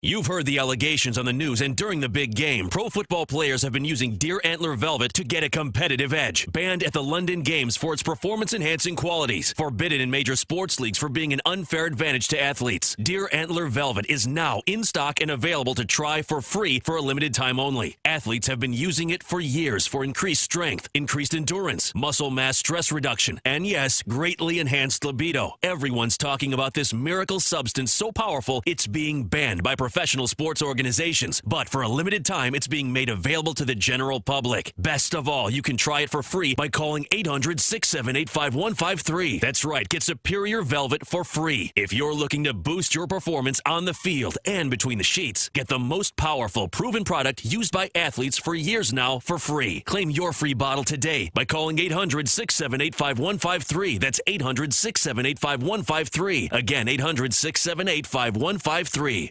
Meet Jim. Like many of us, Jim enjoys a busy life. Between work, family, and friends, his days zip along. And Jim has the energy to tackle almost anything. But lately, Jim's get up and go has literally taken on a new meaning. Jim's always put focus on a full night's sleep, but it seems like these days, he's up and down to go to the bathroom so many times he can barely wake up in the morning. His prostate concerns have him sad, tired, and worried. Activities that were once enjoyable now seem like a chore for Jim. His golf game is at the mercy of his bathroom schedule. Family outings are planned around it too. Jim even has difficulty going to the bathroom. He's tried so many prostate remedies he can't keep them straight, and nothing ever seems to help.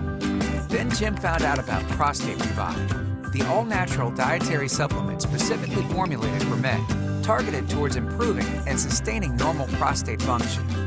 Prostate Revive includes 15 super ingredients never combined before, including saw palmetto extract, beta-cytosterol, pomegranate fruit extract, selenium, and other high-quality nutrients. These targeted and all-natural ingredients promote healthy urinary flow and optimal prostate health. And the best part is, Prostate Revive was developed by a renowned medical doctor. Dr. David Brownstein personally formulated Prostate Revive with one goal in mind, to promote a healthy prostate gland. Thanks to Prostate Revive, Jim's got his life back. He gets a full night's sleep every night, and his friends and his wife can't believe he's the same guy. He has his old energy back, and no one has to wait for him. He doesn't even think about his prostate concerns anymore. Visit MedicSelect.com to take back your nights and improve your quality of life with Prostate Revive.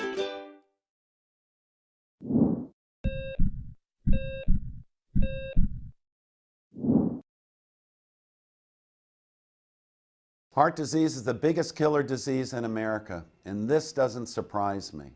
We are addicted to starches, sugars, fatty meats, and salt. People who live in countries with little heart disease eat very differently.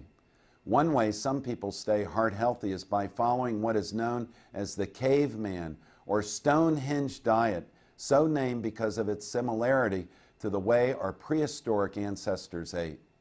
People who follow this type of diet live off local fruits and root vegetables and get their protein mostly from fish and wild game they shoot themselves. Now, since most of us don't hunt or fish for all our protein, here are some simple tips on how you can start to eat like a caveman, modern day style. First, fill up on fruits and vegetables. Eat them first and you'll be less hungry. Feast on fish, which is rich in nutrients but not in calories. Choose fatty fish like mackerel, herring, sardines, and salmon, which are rich in heart-healthy omega-3 fatty acids. Get out and go for a walk. Remember, our ancestors were hunters and gatherers, so they didn't spend their time sitting in front of a TV or computer all day. If you live more like a caveman or a cave woman, your heart will love you for it. I'm Dr. Chauncey Crandall, and thank you for watching this Heart Health Minute. Remember, it's never too late to prevent or reverse heart disease. Right now, I invite you to discover your own risk for heart disease or even a heart attack by taking my quick, free online quiz at www.simplehearttest.com.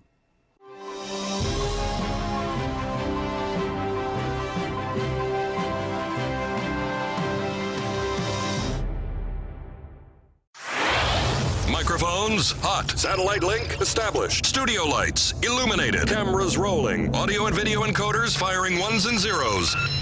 Internet stream is streaming. The most technology advanced radio show is on the air. Here's the captain of this enterprise, Steve Malzberg. First and foremost, I want everyone to know how happy I am to be home with my family and my friends. It's been unbelievable.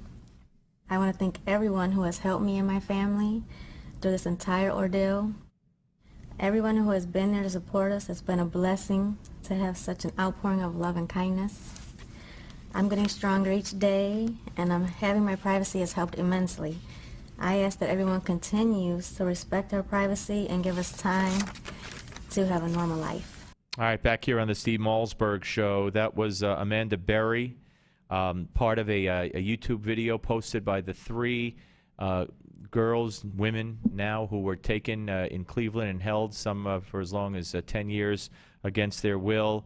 Joining us now is my friend, and you know him, you love him, America's psychologist, Dr. Jeffrey Gardier. Hey, Doc, how are you? Steve, always great to be on with you on your fantastic always great to hear your voice. Thank you. Okay, so there you heard Amanda Berry, and I want to ask you some general questions before we play a clip of Michelle Knight, who, if you don't cry when you listen to Michelle Knight and hear what she says, she has a learning disability, and she perhaps was the most outspoken of all. But what does it say about the three of these young ladies that they got together, decided to put this out at this time? Steve, a lot of people have been, I think, taking this to the negative, saying that it was way too soon for these young women to do this. And I say, well, perhaps they're right. Perhaps it was too soon. But in some ways, I think we need to turn this from a negative to a positive, because these young women need our support. And I think this has turned into a real affirmation, and they have declared to the world that they are on the road to recovery, a recovery that will take their whole lives, but that they refuse to be victims. They're on their way to being survivors, and I see that even with Michelle Knight, especially Michelle Knight, the one who you talked about with the learning disability, she is going to go from survivor to being a victor, because she is not being defined by this. She's redefining her life and finding a new purpose in her life. She was the one who was most in trouble, in my opinion, and is the one who is really invested, as much as the others, but really in transforming her life completely and becoming an advocate. And I think that's amazing. Yeah, let's hear. Actually, could we do 28 and then 29? Here's 28, Michelle Knight. And again, folks, she has a learning disability. If you're watching at Newsmax.com, you could see her reading from a script. But here we go. We have been hurt by people, but we need to rely on God as being the judge. God has a plan for all of us. The plan that he gave me was to help others that have been in the same situations I have been in. All right, and I want to play the last one, number 29, right now. To know that there's someone out there to lean on and to talk to. I'm in control of my own destiny with the guidance of God. I have no problem expressing how I feel inside. Be positive. Learn that it's important to give than to receive. Thank you for all your prayers. I'm looking forward to my brand new life. Wow. I mean, wow. I don't know what to say. You tell me what you thought of how you reacted to seeing her and hearing her. Well, I really was overjoyed because it really does, in a world, in a time where we know that we have monsters walking amongst us, here is a victim of a monster who says, I will no longer be a victim, and it's up to God to judge. I'm not even going to judge this monster who did these horrible things to us. And I think it just gives a definition that we've been missing for a long time in these really negative news stories that, you know, we hear all the time, and we have to hear them because this is what's happening in the world. But it is a woman who now has redefined, transformed her life. And look, Steve, we know that these were all scripted little speeches that these young women gave, but you know that they gave their input into these speeches. This is coming from their heart. The words may have been perhaps the grammar was cleaned up perhaps for the world, but this is coming from their heart, and this is coming from Michelle Knight's heart. I know it, I feel it, and I know you do too. Absolutely. I mean, I had tears in my eyes watching her yesterday. It was my son actually said to me, you know that the 3 girls from Cleveland made a tape? I said, funny you say that. Thanks for reminding me. I'm having Dr. Gardier on tomorrow, and I got to get the YouTube video. So I went down to the basement, and she was the third one to speak. It was a short tape, as you know. And she spoke the longest, and I had never seen her before except for a still picture, and I didn't know much about her, and to see her and to hear her, and one thing that struck me, yes, she did reference kind of the attacker, but by saying, you know, I'm not judging anybody. That's for God to do. But I think it was very significant that none of them, and probably not unexpected, none of them mentioned at all the attacker, the monster, as you call him. Yeah, exactly. And why even give him that credit? Why even give him that significance? Because he is, I mean, he's not even of this world. I mean, this is how horrible and how sick that individual is. Someone who really, we try to help everyone, and I hope he gets some help. But he has destroyed 3 lives, and these women are rebuilding from the ground on up. And I think that is such an amazing thing. And we have a minute left. There were also 2 relatives of Gina. Gina DeJesus, who spoke very briefly. She gave like 1 sentence, but I think her parents, or at least her relatives, a male and a female, thanked everybody for their support. And we got 30 seconds. But how much is who has the more difficult job of adjusting and going forward? Those around them who love them, or them themselves? I think it's going to be them themselves, but they really do need the support of the family, and it has to be a group family support way of doing it. They all have to do it together, and we have to continue to help. Doc, a pleasure. Thank you so much for taking time. Thanks, Steve. Take care. Dr. Jeffrey Gardier, America's psychologist, ladies and gentlemen. All right, next hour, busy hour, we're going to talk to an author who did a novel, a fictional novel based on Eliot Spitzer's prostitution problems. We'll talk about that with her. We're also going to talk to Michael Barone about the Republicans taking back the Senate, and Bill Madden of the Daily News on steroids in baseball. The Steve Malzberg Show.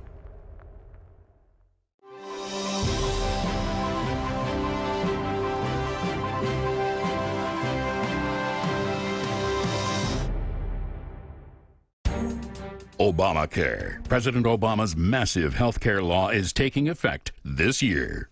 With over 15,000 pages of regulations, few even know what it means.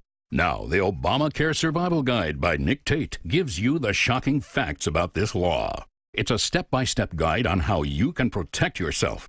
Already the New York Times bestseller, every American needs to get the Obamacare Survival Guide and find out about the new taxes, hidden fees, fines, Medicare changes, business rules, and why doctor shortages are likely. Donald Trump says the Obamacare Survival Guide is a must-read for anyone worried about getting good health care for themselves or their employees. So get the Obamacare Survival Guide. It's at bookstores, or get our special offer at Obamacare911.com and you'll save $15. Go now to Obamacare911.com. Obamacare911.com. Here's today's silver shortage update from Lear Capital. Reports keep coming, the shortage is growing. Twice already this year, the U.S. Mint has run out. Last time this happened, the silver price jumped 40%. It's time to take advantage with this special offer from Lear Capital.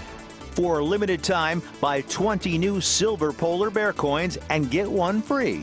The only 1.5 ounce coin on the market. It's minted with the finest silver, carries a government guarantee, and is eligible for IRAs. The silver polar bear is available exclusively from Lear Capital. But don't wait. Silver supplies are shrinking and availability is not guaranteed. This offer is limited to a minimum purchase of $5,000. Call right now. 800-634-0482. 800-634-0482. Call Lear Capital now. 800-634-0482.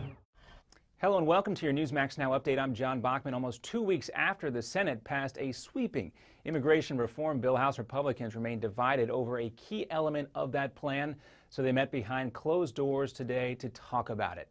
While border security is an issue that unites House Republicans, there is no consensus on what to do about the 11 million illegal immigrants already here. The Senate bill gives them temporary legal status if they pass background checks and then wait to seek citizenship after more than a decade.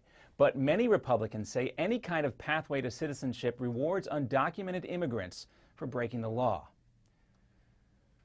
Also speaking at a naturalization ceremony Wednesday, President George W. Bush emphasized America's long history of accepting foreigners and gently encouraged Congress to act. I don't intend to get involved in the politics, but I do hope there is a positive resolution to the debate. In a moment, an exclusive interview with one of the biggest critics of that Senate immigration bill, Congressman Steve King. But first, police in Canada have opened a criminal investigation into that deadly train explosion and crash in Quebec. Dozens of people are still missing. Authorities fear most of them are dead after that train, which was carrying 72 cars of crude oil, went off the rails in the center of a small town. Some 200 officers continue to scour the crash scene for more clues. Right now, detectives are not saying specifically what they have found, but they did say some of the evidence suggests criminal negligence. Terrorism has been ruled out. And federal investigators in San Francisco say the pilots of Asiana Flight 214 noticed too late that the jet was flying too low and too slow as it tried to land Saturday. The NTSB says one of the two pilots was still training on the Boeing 777 and was landing the plane at San Francisco's International Airport for the first time. The other pilot was on his first as an instructor. We also learned that two flight attendants were ejected from the plane after its tail hit the runway seawall and broke off. They were found injured but alive on that tarmac. Pretty amazing.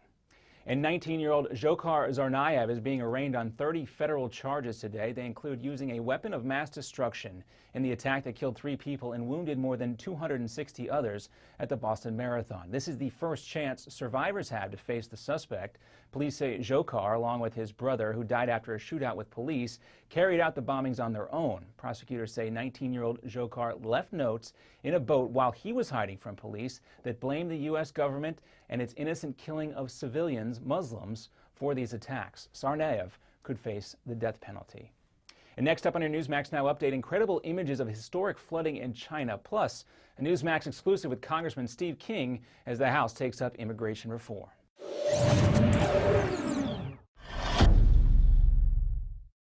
Meet Jim. Like many of us, Jim enjoys a busy life. Between work, family, and friends, his days zip along. And Jim has the energy to tackle almost anything. But lately, Jim's get up and go has literally taken on a new meaning.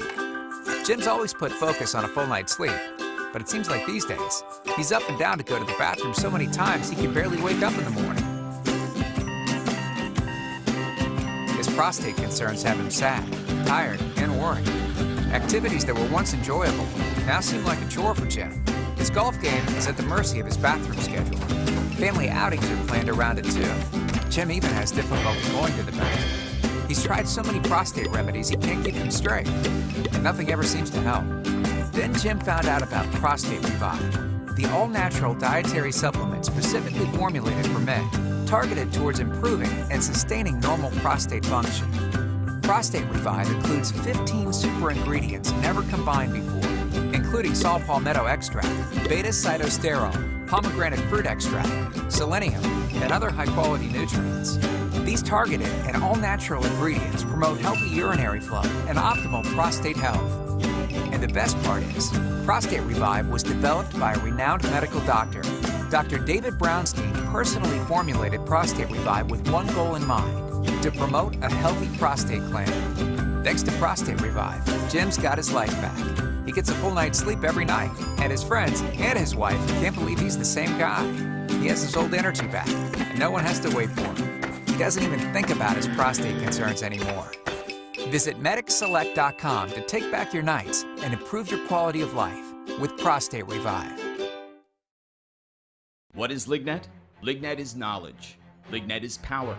Lignet is global.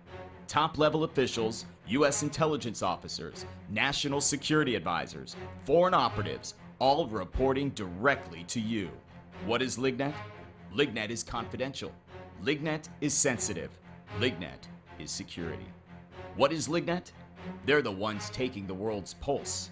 If you're not in the know, you're not on Lignet.com. You've been briefed. Obamacare. More than $1 trillion in new costs. Hidden taxes, fees, big Medicare cuts, doctor shortages. How can we survive? To know Obamacare is to survive Obamacare. The Obamacare Survival Guide tells you everything you need to know to protect yourself, your family, your business. The Obamacare Survival Guide at bookstores everywhere. Special internet-only offer right now at Obamacare911.com.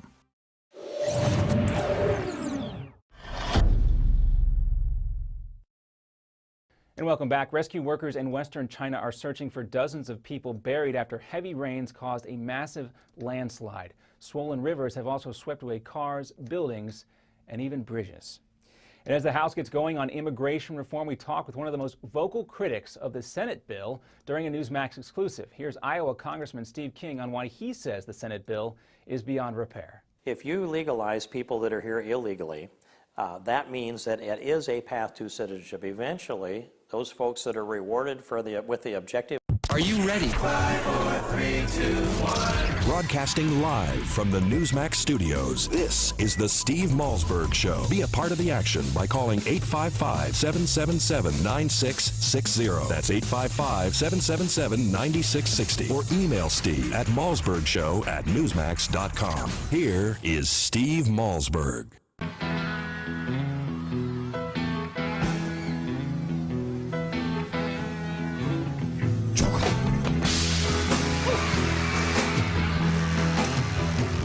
I'm a steamroller, baby. I'm bound to roll over you. I'm a steamroller, baby.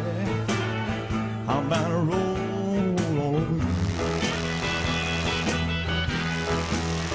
I'm gonna inject your soul with some sweet rock and roll and shoot you full of rhythm. All right, ladies and gentlemen, a little steamroller introduction music for the self-proclaimed effing steamroller, Eliot Spitzer, here on the Steve Malzberg Show. And joining us to talk about Eliot Spitzer, would you believe that his prostitution scandal when he was governor of New York State, which forced him to resign, was the inspiration behind a novel called, of all things, Virtue?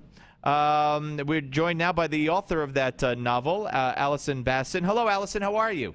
Hi, Steve. I'm great. How are you? Good. And you live in New York, right, out on Long Island, I believe? I do. Okay, so you're well acquainted with the antics of the steamroller himself, Mr. Spitzer, who's now running for a comptroller of New York City. So tell me how this all happened. He gets up, and is accused. He admits to using a prostitute, and we find out that he was client number 9, and he took up, he went across state lines for the prostitute, and he laundered the money apparently, and got off scot-free. Just had to resign, no jail time. And you sit there and say, "Hey, I'm going to write me a novel."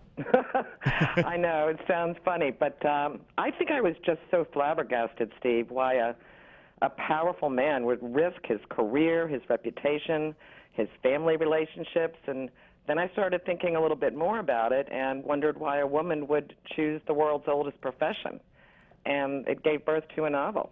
Well, so tell us about the novel. I mean, it's fictional, right? So there's no Eliot Spitzer in there or anything. It's but is there an Eliot Spitzer character or a like character? One of the clients is a politician.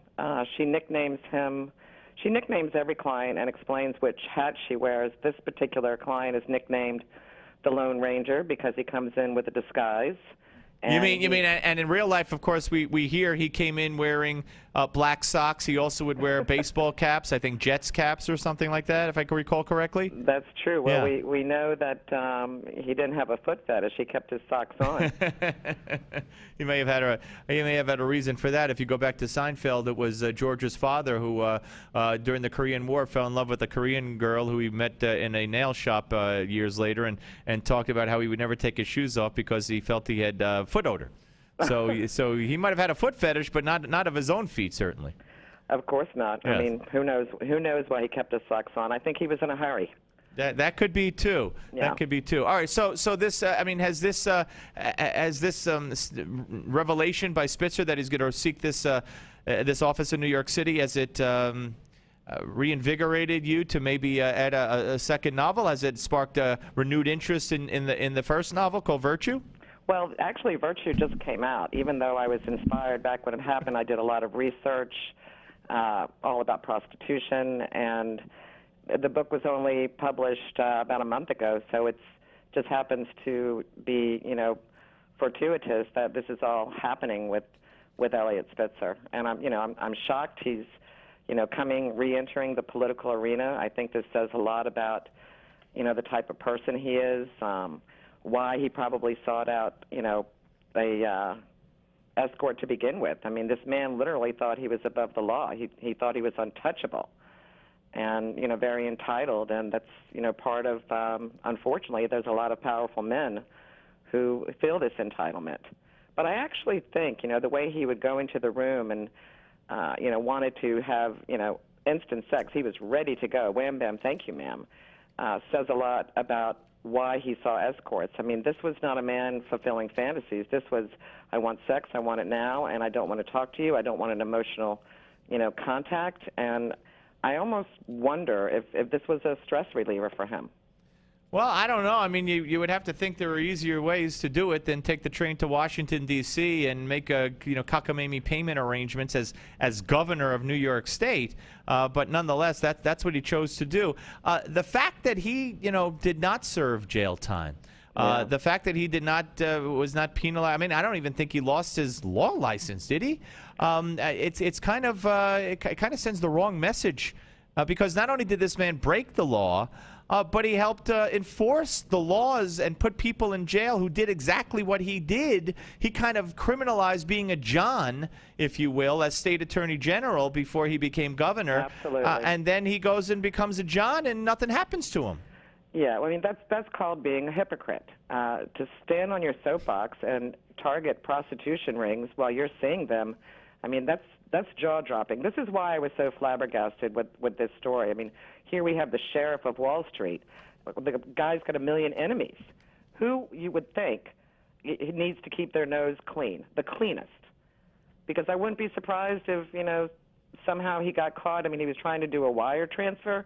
You're telling me this guy doesn't know the logistics of doing a money wire transfer, and he's running for comptroller? I mean, I find fascinating too. That is fascinating, Yeah. and you know the thing is, and we're talking to author Allison Bassen, whose book Virtue is just out a month ago, and coincides now with the real life Eliot Spitzer. Her book, a fictional novel based on Eliot Spitzer's prostitution revelations when he was governor of New York. He goes around now saying, and to me, him and Weiner are the same type of person, and I forget the fact, just coincidental that they both have their sexual problems here.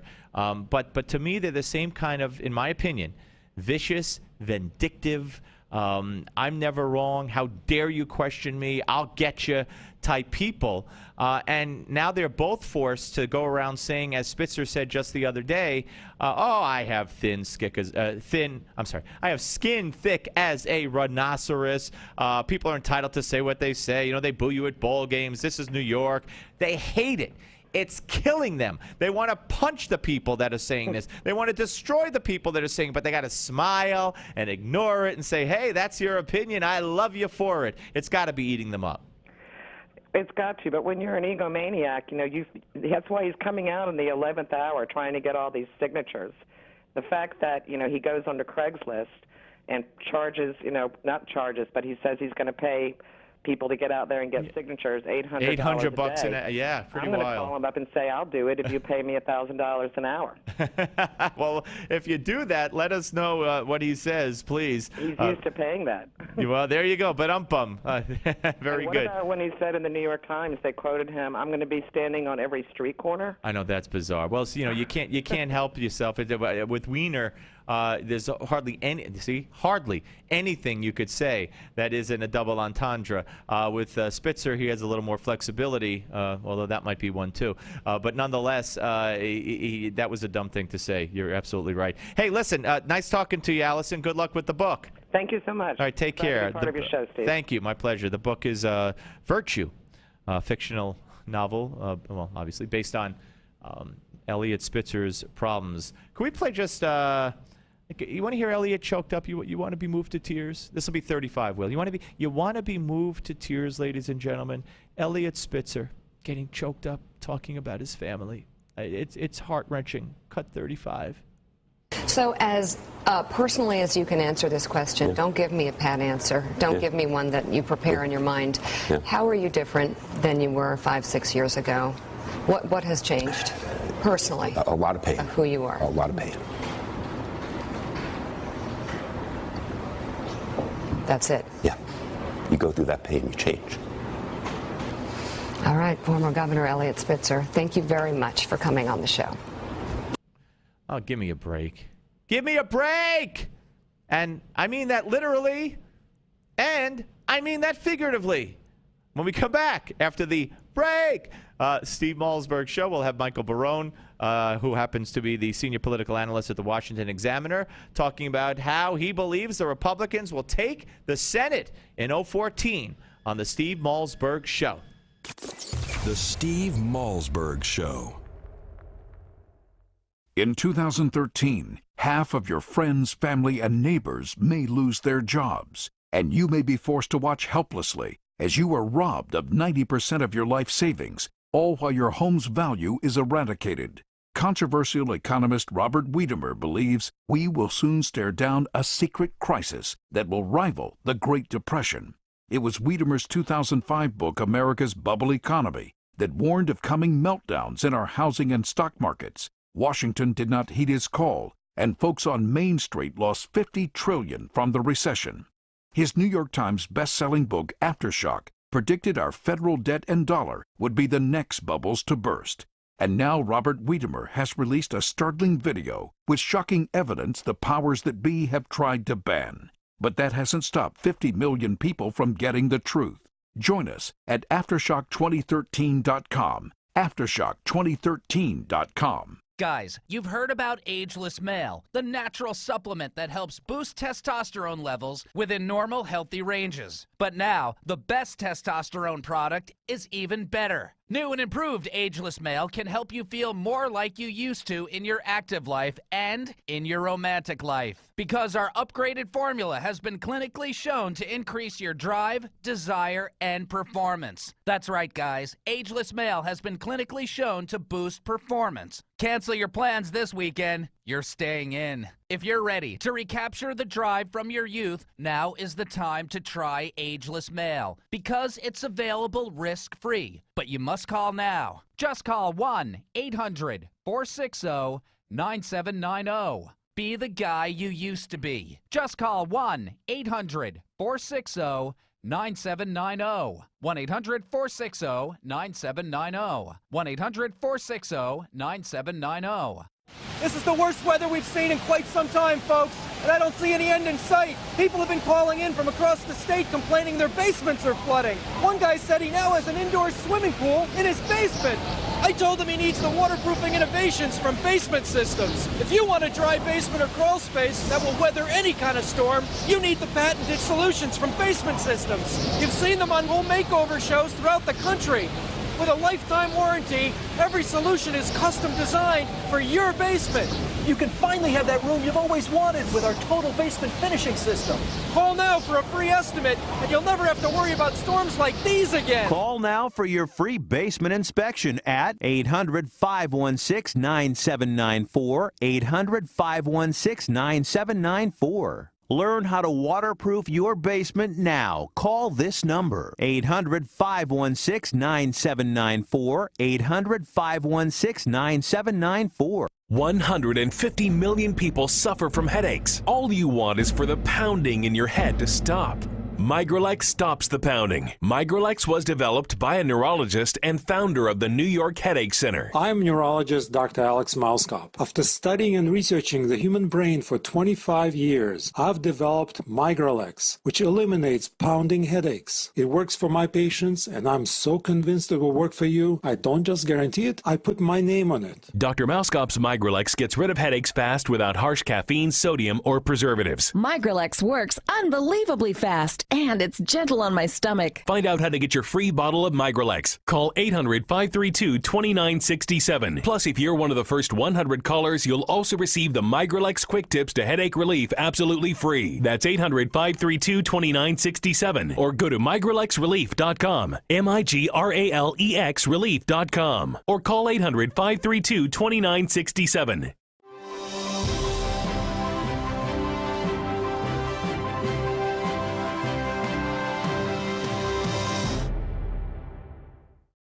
Sure, Steve might be a bit of a hypochondriac, but he never gets sick of breaking news. This is the Steve Malzberg Show. Call Steve at 1-855-777-9660. That's 1-855-777-9660. Here's Steve. All right, so great to be joined right now by my friend who I think it was in April we spoke last on this show. One of the greatest political writers in the country, Michael Barone, senior political analyst at the Washington Examiner and co-author, of course, of the Almanac of American Politics. Hello, Michael. Hey, nice to be with you, Steve. Good to talk to you again. All right, so great piece.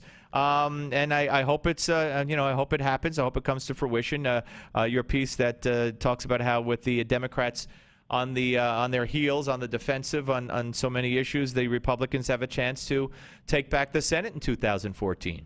Yeah, have a chance. It's certainly not assured by any means. They're currently behind 54-46, and they're almost certainly going to lose that New Jersey seat that is held by appointee Jeff Chiesa in the October special election.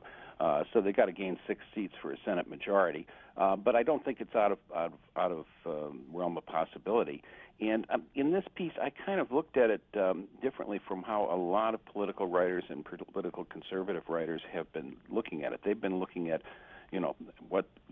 who the Republicans are going to run. Are they going to run candidates that prove to be capable of losing unlosable seats, as they seem to do in 2010 and 2012 in some cases? I looked at it from the point of view of the Democrats' dilemma. You've got these 7 seats where Democratic seats are up in states that were carried by Mitt Romney, plus 4 seats that were target seats in the 2012 presidential election. And that's going to be hard. The Democrats are going to be on the defensive there in a situation where you've got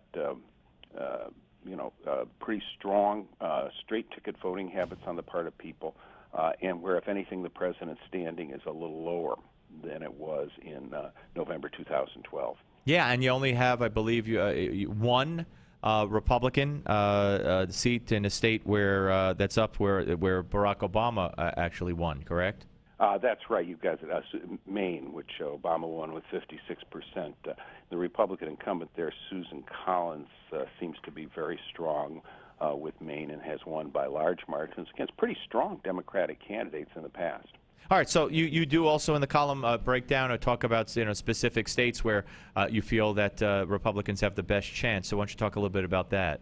Well, the two seats that seem to be most solidly in their corner are South Dakota, 58% Romney, where the Democrats had two candidates that they wanted to run, and neither of them decided to run, and where former Governor Mike Brown's Republican is running. That looks pretty good. West Virginia, once a Democratic state, has taken note of Barack Obama's war on coal, and it voted 62% for Mitt Romney, despite a certain lack of cultural similarity between the candidate and the local milieu, as he might call it. Right. And there you've got Congresswoman Shelley Moore Capito running. The one Democratic congressman that's left from that state, Nick Joe Rahal, is not going to make the race. That looks like a pretty good pickup. I think also the Republicans have a good chance in Montana, 55% Romney, if former Governor Brian Schweitzer doesn't run. He's a pretty folksy guy. He's got populist stance. He's a big backer of the Keystone Pipeline, which would could take some of the oil that's brought up in the Bakken Basin in the northeast Montana. So he's got positions where he can distinguish himself from Obama on the basis of positions he's taken as a state governor. So that's not a sure thing, right, you know, whether Mr. Schweitzer is going to run or not. It's interesting when you look at some of the southern states up, you find different strategies being held by the different candidates. Louisiana, 58% Romney. Mary Landrieu, the Democratic candidate who's never won by a big margin, three different times, has taken a position as a backer of Obamacare, as a backer of the president, and I think her strategy seems to be that this is a state with a high black percentage, about 30% of the electorate. That's about the third highest in the country. She wants to get those black voters out in the off year, and she thinks that by embracing Obama, she can do it, and she hopes she gets just enough of the white voters. She's the daughter and brother of New Orleans mayors, to go along with her to get her back in. In next door Arkansas, which was 61% Romney, Mark Pryor, whose father was congressman, governor, and senator, has 6 years ago, or 5 years ago, in 2008, he had no Republican opponent at all. Now the state House delegation's all Republican. The other senators are Republican. Mark Pryor has been running low, under 50%. He's trying to campaign, do the kind of classic Southern Democratic thing. I'm a moderate. Right. You here. I'm, you know my family, and that sort of thing. That's going to, I don't rule him out completely. I think that's a serious race. A lot of people here have noticed freshman Congressman Tom Cotton, who's Iraq and Afghanistan. Absolutely. One or the other. And he's an impressive guy. We're going to see. Let me ask you a question, Mike, before we run out of time here. We're talking to Michael Barone of the Washington Examiner here on the Steve Malzberg Show. Sarah Palin now making some noise about possibly running for the Senate in Alaska. Well, I think Sarah Palin might have a problem if she does that. I mean, polling shows her with much higher negatives than positives in Alaska. And she resigned as governor with 1/3 of her term left. Yeah. That is, I think that's a problem for her. She's established herself as a media commentator, but voters may very well ask, are you actually going to do the job? There you go. Hey, Michael, thank you so much. Great piece, and we'll talk to you again soon. Excellent, thanks. Thank you. Michael Barone, ladies and gentlemen, senior political analyst for the Washington Examiner. When we come back, There is a scandal brewing. It's been brewing for quite some time. Now push may be coming to shove, and performance-enhancing drugs coming under attack in Major League Baseball. Names like Alex Rodriguez, who's rehabbing a single-A ball now, might be all for naught because Major League Baseball may suspend Alex Rodriguez and about 20 others after the All-Star break, which is next week, which is this weekend. So we'll talk about it on the Steve Malzberg Show. The Steve Malzberg Show. Newsmax Magazine is proud to present a special tribute to our 40th president, Ronald Reagan. It's a very special documentary and commemorative issue of Newsmax Magazine celebrating the centennial of President Reagan's birth. First, here's a video clip from the award-winning documentary, Rendezvous with Destiny. We're in the midst of a springtime of hope for America. You ain't seen nothing yet. Impulses of an evil empire. Tear down this wall. I believe that together we can keep this rendezvous with destiny. In the next several minutes, you will learn things about President Ronald Reagan that you've never seen, heard, or read before.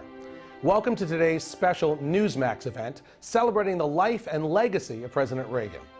During this historic presentation, we will commemorate President Reagan's storied life. We'll revisit his 2 terms in office and recollect his proudest achievements and greatest challenges. Ronald Reagan's life reads like a fairy tale of success stories. He was an accomplished athlete, an honored veteran, a famous actor, the governor of California, and of course, our nation's 40th president. He called himself a citizen politician and only entered politics when he warned government was gaining too much power. By then he was age 54, with a successful career behind him. Twice elected President of the United States, Ronald Wilson Reagan was a contradiction to some. Once a Democrat, then a Republican. A champion of smaller government whose own government grew. A fiscal conservative who failed to balance the budget. His critics mistook his affability for weakness, but behind the smile and the charm existed an extraordinary leader with unique skills and bold and revolutionary ideas. We only had time to share just a few of the top defining moments in Ronald Reagan's presidency, but you'll get to see them all in Rendezvous with Destiny. By the way, the president's close relationship with the Pope is especially fascinating. You'll also learn how dealing with an alcoholic father helped shape Reagan's ability to negotiate. And if you ever wondered what the leader of the free world likes to get for the holidays, well, you'll find that out as well. So let's review today in this free offer. We are sending you a copy of Ronald Reagan, Rendezvous with Destiny, and the collector's limited edition of our issue commemorating the 100th anniversary of President Reagan's birth. Right now, when you subscribe to Newsmax Magazine, you can own both the DVD and receive the special Reagan 100th Birthday Commemorative Edition. That's $25 in bonus gifts when you subscribe. Go to newsmax.com/Reagan13 to subscribe today. Join the millions who read Newsmax Magazine every month. Hi, this is Mike Reagan. Folks ask me, what would Ronald Reagan do if he were with us today? I believe the first thing he'd do is stop Obamacare. Already it's in effect with higher taxes, hidden fees, skyrocketing insurance rates, big Medicare cuts, and some insurance plans are hit with a 40% tax. Protect yourself by getting the Obamacare Survival Guide. It's already a #1 New York Times bestseller.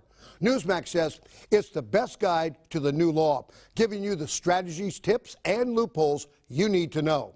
If you're insured on Medicare, a business owner, a medical professional, just about anyone, you need this book. Get the #1 bestseller, The Obamacare Survival Guide, at bookstores everywhere. Or get our special $4.95 offer and save $15 off the cover price. Scroll down now to claim your copy of Obamacare Survival Guide for the special internet offer of only $4.95.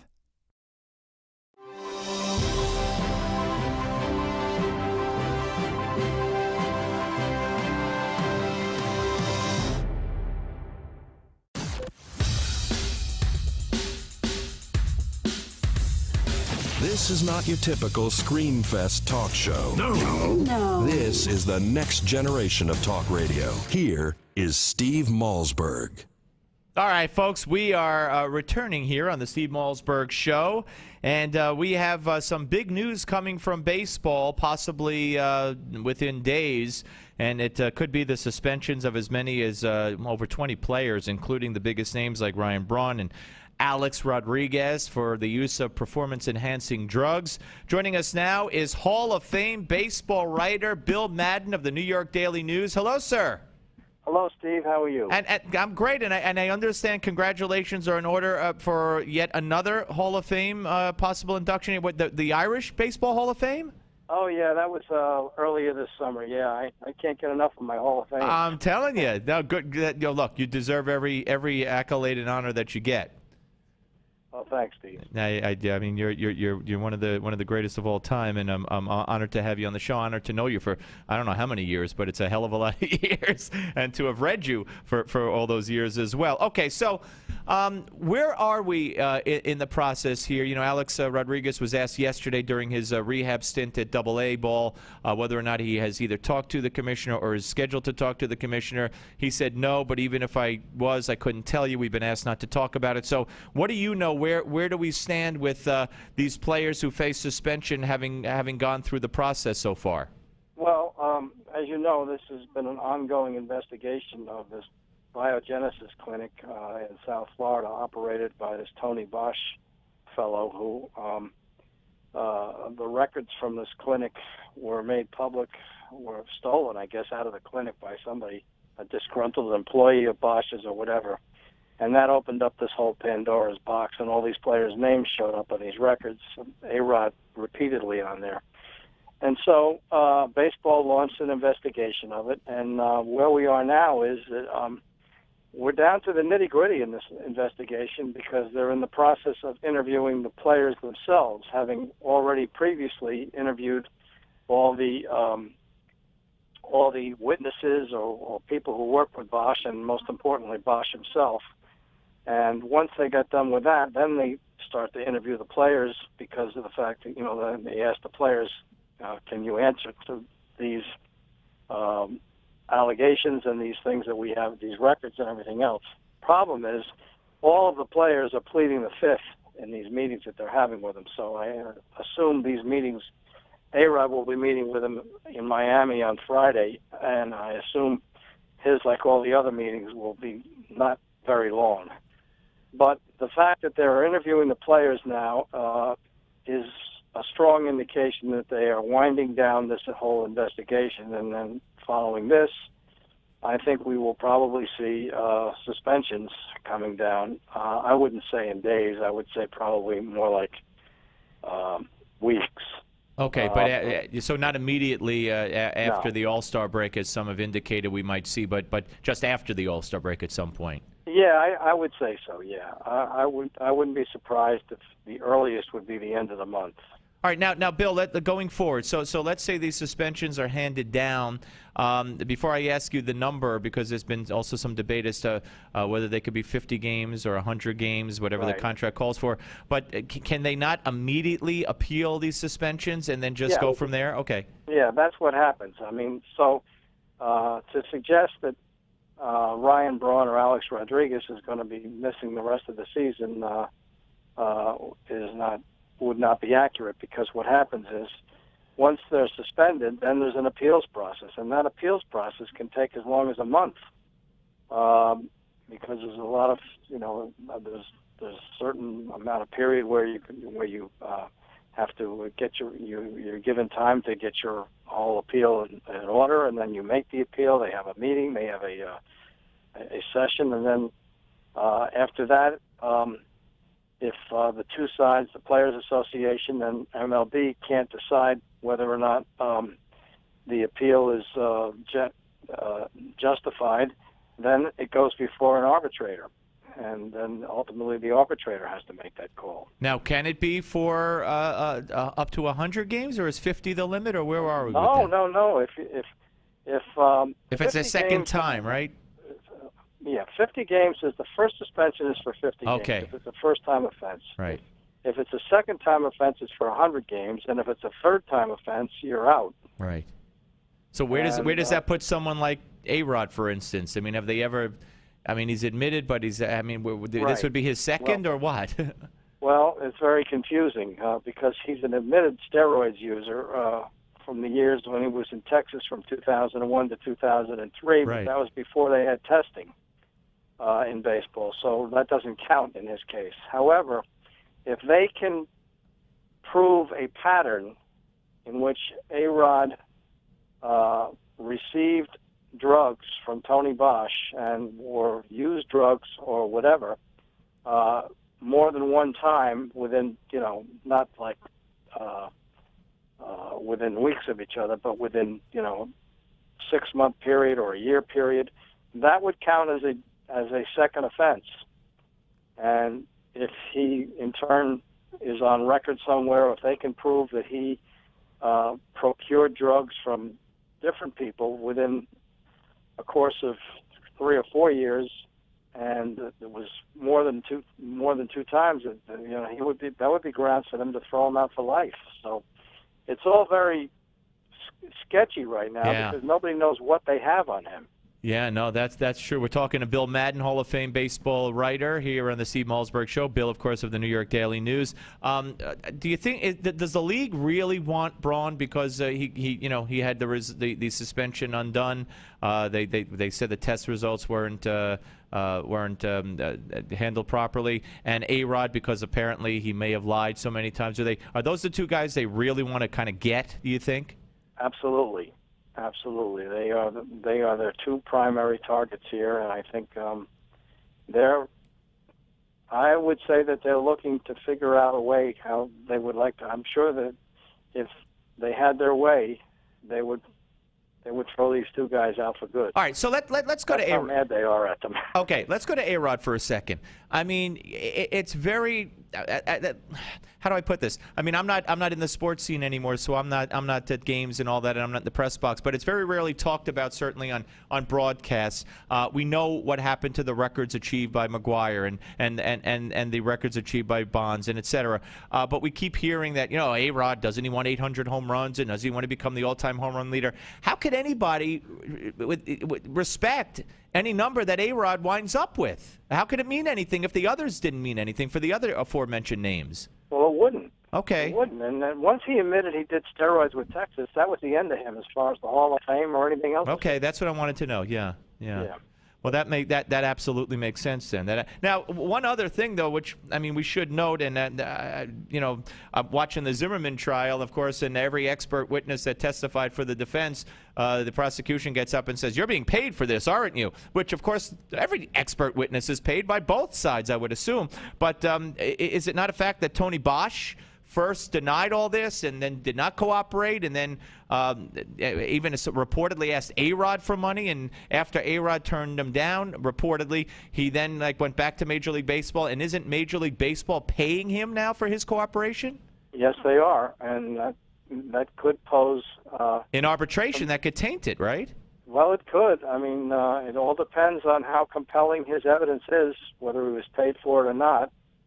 And, I think all along, everybody who's been watching this and following this and has been involved in this has basically had the opinion that baseball better have a lot more than Tony Bosch if they think that they're going to get these kind of suspensions of these guys. Yeah, very interesting. So you looking forward to the first All-Star game since, what was it, 60 that the Mets hosted it at Shea? 64.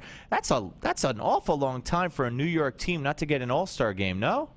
Well, the Yankees had one a couple years ago. Yeah, no, I know that, but and the Yankees also had one in '77. Right, that's what I'm saying. It's a lot of years between Mets All-Star hostings, I guess. Well, there's 30 teams in baseball. Yeah. And it's kind of a rotating thing, and so do you think, now here's an interesting question, and I hope you got another minute or two, whether or not the Mets phenom, Mr. Harvey, who now has told us that the reason he's given up some runs in his last couple of starts is because he's been pitching with a blister on his finger, and there's been some speculation as to whether or not he'll get his next start prior to the All-Star game. But, you know, I give credit to Keith Hernandez and the Mets announcers on the TV side yesterday when I was watching the game saying, wait a minute, if there's any question as to which game he's going to be pitching, if there's a choice between his next start for the Mets or the All-Star game, history aside and theatrics aside, he's got to pitch for the Mets, not be saved for the All-Star game. Do you agree that will happen or not? Well, I think they already announced today that he's not pitching Saturday. Oh, they did. See, I didn't hear that yet. Okay, so not pitching Saturday, but Right. not saying he's going to rest that blister through the All-Star break, huh? Well, obviously he's pitching the All-Star game. How do you feel about that? I think he should. Yeah, pitch the All-Star game and forego a Mets start? Yep. Okay, why is that? Well, first of all, because where are the Mets going? What difference does it make if Matt Harvey pitches Saturday or doesn't pitch Saturday and Jeremy Hefner does? Right. I mean, the Mets are going nowhere. This is the All-Star game. This is the one shining moment that the Mets have this year, and this is New York. Right. And I'm sure if you took a poll, even of Mets fans, Steve, even of Mets fans, Right. they would tell you they'd rather see Matt Harvey start the All-Star game on Tuesday than pitch in a meaningless game on Saturday. Interesting. No, I would love to see that, Paul. And one other thing, though, what about the possibility that he can make the blister worse and then miss another start or two? Even with that, I don't think that's going to happen. Okay. I think they're going to be careful with him. First of all, he's only going to pitch 3 innings. Right. alone. Right. And between now and then, hopefully the blister will be. Who knows if the blister would still be a factor on Saturday? I mean, it takes a while for these blisters to heal, and it depends on the severity of them. But I remember Nolan Ryan back in the 60s and 70s, the famous Nolan Ryan blisters, where he took care of them by dipping his fingers in pickle brine. Yeah. It was a famous story, and then pickle brine all of a sudden became the pitcher's remedy for blisters. And so I'm hoping, I said to somebody the other day, I said the Mets' most important acquisition at the trading deadline should be an extra supply of pickle brine. Well, you know, I worked at McDonald's as a kid, and I stuck my fingers in plenty, I guess it was pickle brine and the pickle juice in the pots where you put the pickles on the Big Macs and burgers, so I never got a blister. Then again, I never pitched, so maybe there's a correlation there. Hey, Bill, great to talk to you as always. Thank you very much, and we'll speak to you again. Okay, Steve. Take care. Thank you. Bill Madden, ladies and gentlemen, Hall of Fame baseball writer, columnist for the New York Daily News, and now apparently also the Irish Baseball Hall of Fame as well. See, Bill and I are yes. I got to tell you, if I were a Met season ticket holder, first of all, I'd have to have a lot of money and or be out of my mind. That's just my opinion. And plus, Bill Maher owns a piece of the Mets, so I would never be a Mets season ticket holder for the same reason I don't have HBO. I wouldn't pay Bill Maher's salary. I wouldn't support Bill Maher. But that aside, if I'm a Met season ticket holder, or if I'm a Met fan who goes to the games whenever I can, and let's say I have tickets to go to Saturday's game, and you're telling me that the Mets are not going to pitch Matt Harvey and Matt Harvey, for those of you who don't know, is the Mets rookie phenom. He's one of the best pitchers in baseball for the Mets. In baseball, he's pitching for the Mets. He's a rookie, and he's done wonderfully. Last 2 starts, he's had some troubles, and now he says there's a blister on his finger. And he's supposed to start in the All-Star game, which is going to be in Citi Field, the Mets' home stadium. And it's going to be a huge to-do, right? The stage of the world and the spotlight of the world, and Matt Harvey, a rookie for the Mets, pitching in the Mets ballpark. But if I'm a Mets fan and I'm going to Saturday's game, or I'm a Mets season ticket holder and I go to all the games, you're telling me the one thing, as Bill Madden said, the one thing that I have to look forward to this season, the one bright spot, and there's been a few bright spots for the Mets, another couple of pitchers, but the one thing that I, as a Met fan, get up in the morning and every 4th day or 5th day look forward to see him pitch, and you're telling me he's not going to pitch Saturday so you could make sure his blister is better so he could pitch in the All-Star game? I'd like to see that poll done that Bill alluded to. See if Met fans would be in agreement with Bill, who I love, or be in agreement with me, who I kind of like sometimes. Anyway, so that would be interesting. If you want to weigh in, hey, I know that you don't have to be a Met fan to weigh in, but it would help. And there might be 2 Met fans out there. So 855-777-9660, 855-777-9660. When we come back, we have some sound bites. So we may get an update from the trial. We'll see. It's a very fluid situation every day because Jeff Weiner is working for the Orlando Sentinel. So we'll see if he has time on the Steve Malzberg Show. The Steve Malzberg Show. Bad credit card debt happens to good people. Credit card companies lure you in with low introductory rates or low minimum payments, and before you know it, you owe thousands of dollars in credit card debt. It has happened to millions of good people just like you. But here's the good news. Thanks to a powerful program now approved, anyone with $2,000 or more in credit card debt can cut their credit card payments up to half and even reduce or eliminate interest charges altogether. That's right. Our nationwide nonprofit program is helping U.S. residents cut their credit card payments. Call 800-613-3159 now. The call and information are free. We've helped over 500,000 people with their credit card debt, and now we can help you. Call 800-613-3159 to see how this powerful nonprofit program can work for you. Bad credit card debt happens to good people. Get free of credit card debt today. Call 800-613-3159. That's 800-613-3159. Again, 800-613-3159. Don't complain about your cable bill going up and up and up. Do something about it. Grab a pencil and jot down this special number, 1-855-625-MY-TV. The more cable TV rates go up, the better digital satellite TV looks. So cancel the cable and get more of your favorite channels in 100% digital quality for less money. Call 1-855-625-MY-TV. Right now to sign up for packages starting as low as $19.99, and there's no equipment to buy. You get free HD TV upgrade, a free DVR upgrade, and free professional installation. You control what you watch when you watch it. Record your favorite shows. Pause and rewind live TV. Even skip the commercials. Watch local channels too. At just $19.99, what are you waiting for? Pull out your major credit or debit card. Call 1-855-625-MY-TV. 1-855-625-MY-TV. Cancel the cable. Cut costs and get more. 1-855-625-MY-TV. 1-855-625-MY-TV. Attention hip implant patients. Are you in constant pain? Have you received a letter from your doctor about your implant? Have you had or need a revision surgery? Do you have high levels of metal, chromium, or cobalt in your blood? Over 90,000 hip implant devices have been recalled due to defects and failures resulting in revision or replacement surgery. If you have a recalled hip implant, you may be entitled to substantial financial compensation. Call 800-460-0920 to see if your implant is affected by the recalls. If you or a loved one has a defective or recalled hip implant, you may be entitled to substantial financial compensation. Call 800-460-0920. That's 800-460-0920. Protect your legal rights today. Call 800-460-0920. This is an advertisement, not valid in all states. Paid non-attorney spokesperson. iLawsuit.com is an advertising group that represents lawyers advertising their services and is a free matching service for consumers. It is not a law firm or lawyer referral service. I love you, son. So it hurts when you say I hate you. I'm your mother. I'm tired of you disrespecting me when you don't get your way. I work hard to make sure you have everything you need. I should be able to ask you to get out of bed in the morning without a fight. So from now on, things are going to be different. I ordered the Total Transformation Program.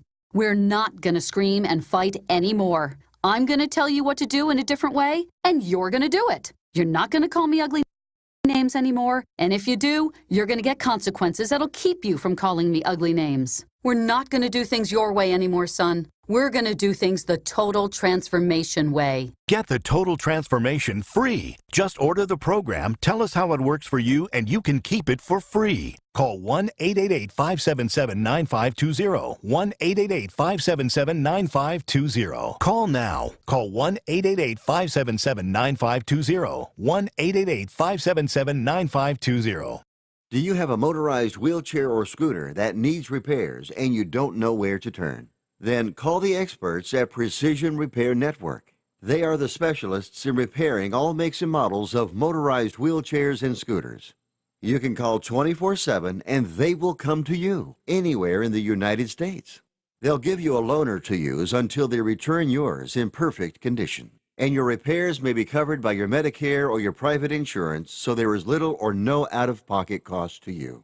If your wheelchair or scooter needs repairs, call this special hotline now and learn how you can get door-to-door service on your repairs at little or no cost to you. Precision Repair Network. They'll get you moving again. Operators are ready to take your call right now. 800-978-4813. 800-978-4813. 800-978-4813. That's 800-978-4813.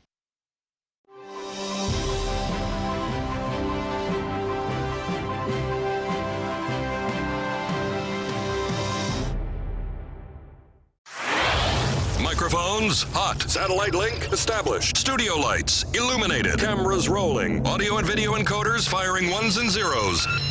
Internet stream is streaming. The most technology advanced radio show is on the air. Here's the captain of this enterprise, Steve Malzberg. All right, folks, we are joined by Jeff Weiner here on the Steve Malzberg Show, Orlando Sentinel court reporter. Hello, Jeff. How are you? I'm good. Thanks for having me back. It is always my pleasure. The defense rested today.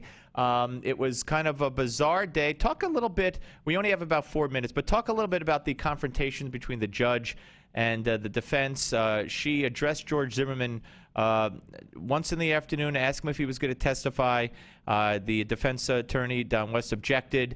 She pursued. He said he didn't know. She said she would ask him again when they came back.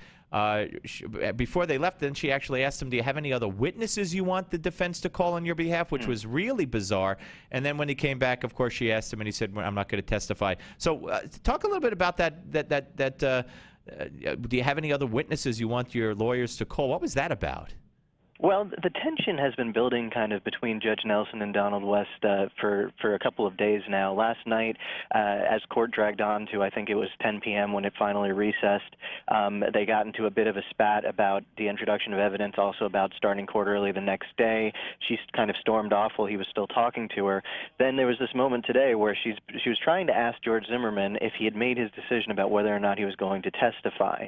It's kind of unusual for a judge to do it when she did it. There were still defense witnesses yet to call. Right. And Don West objected to it repeatedly.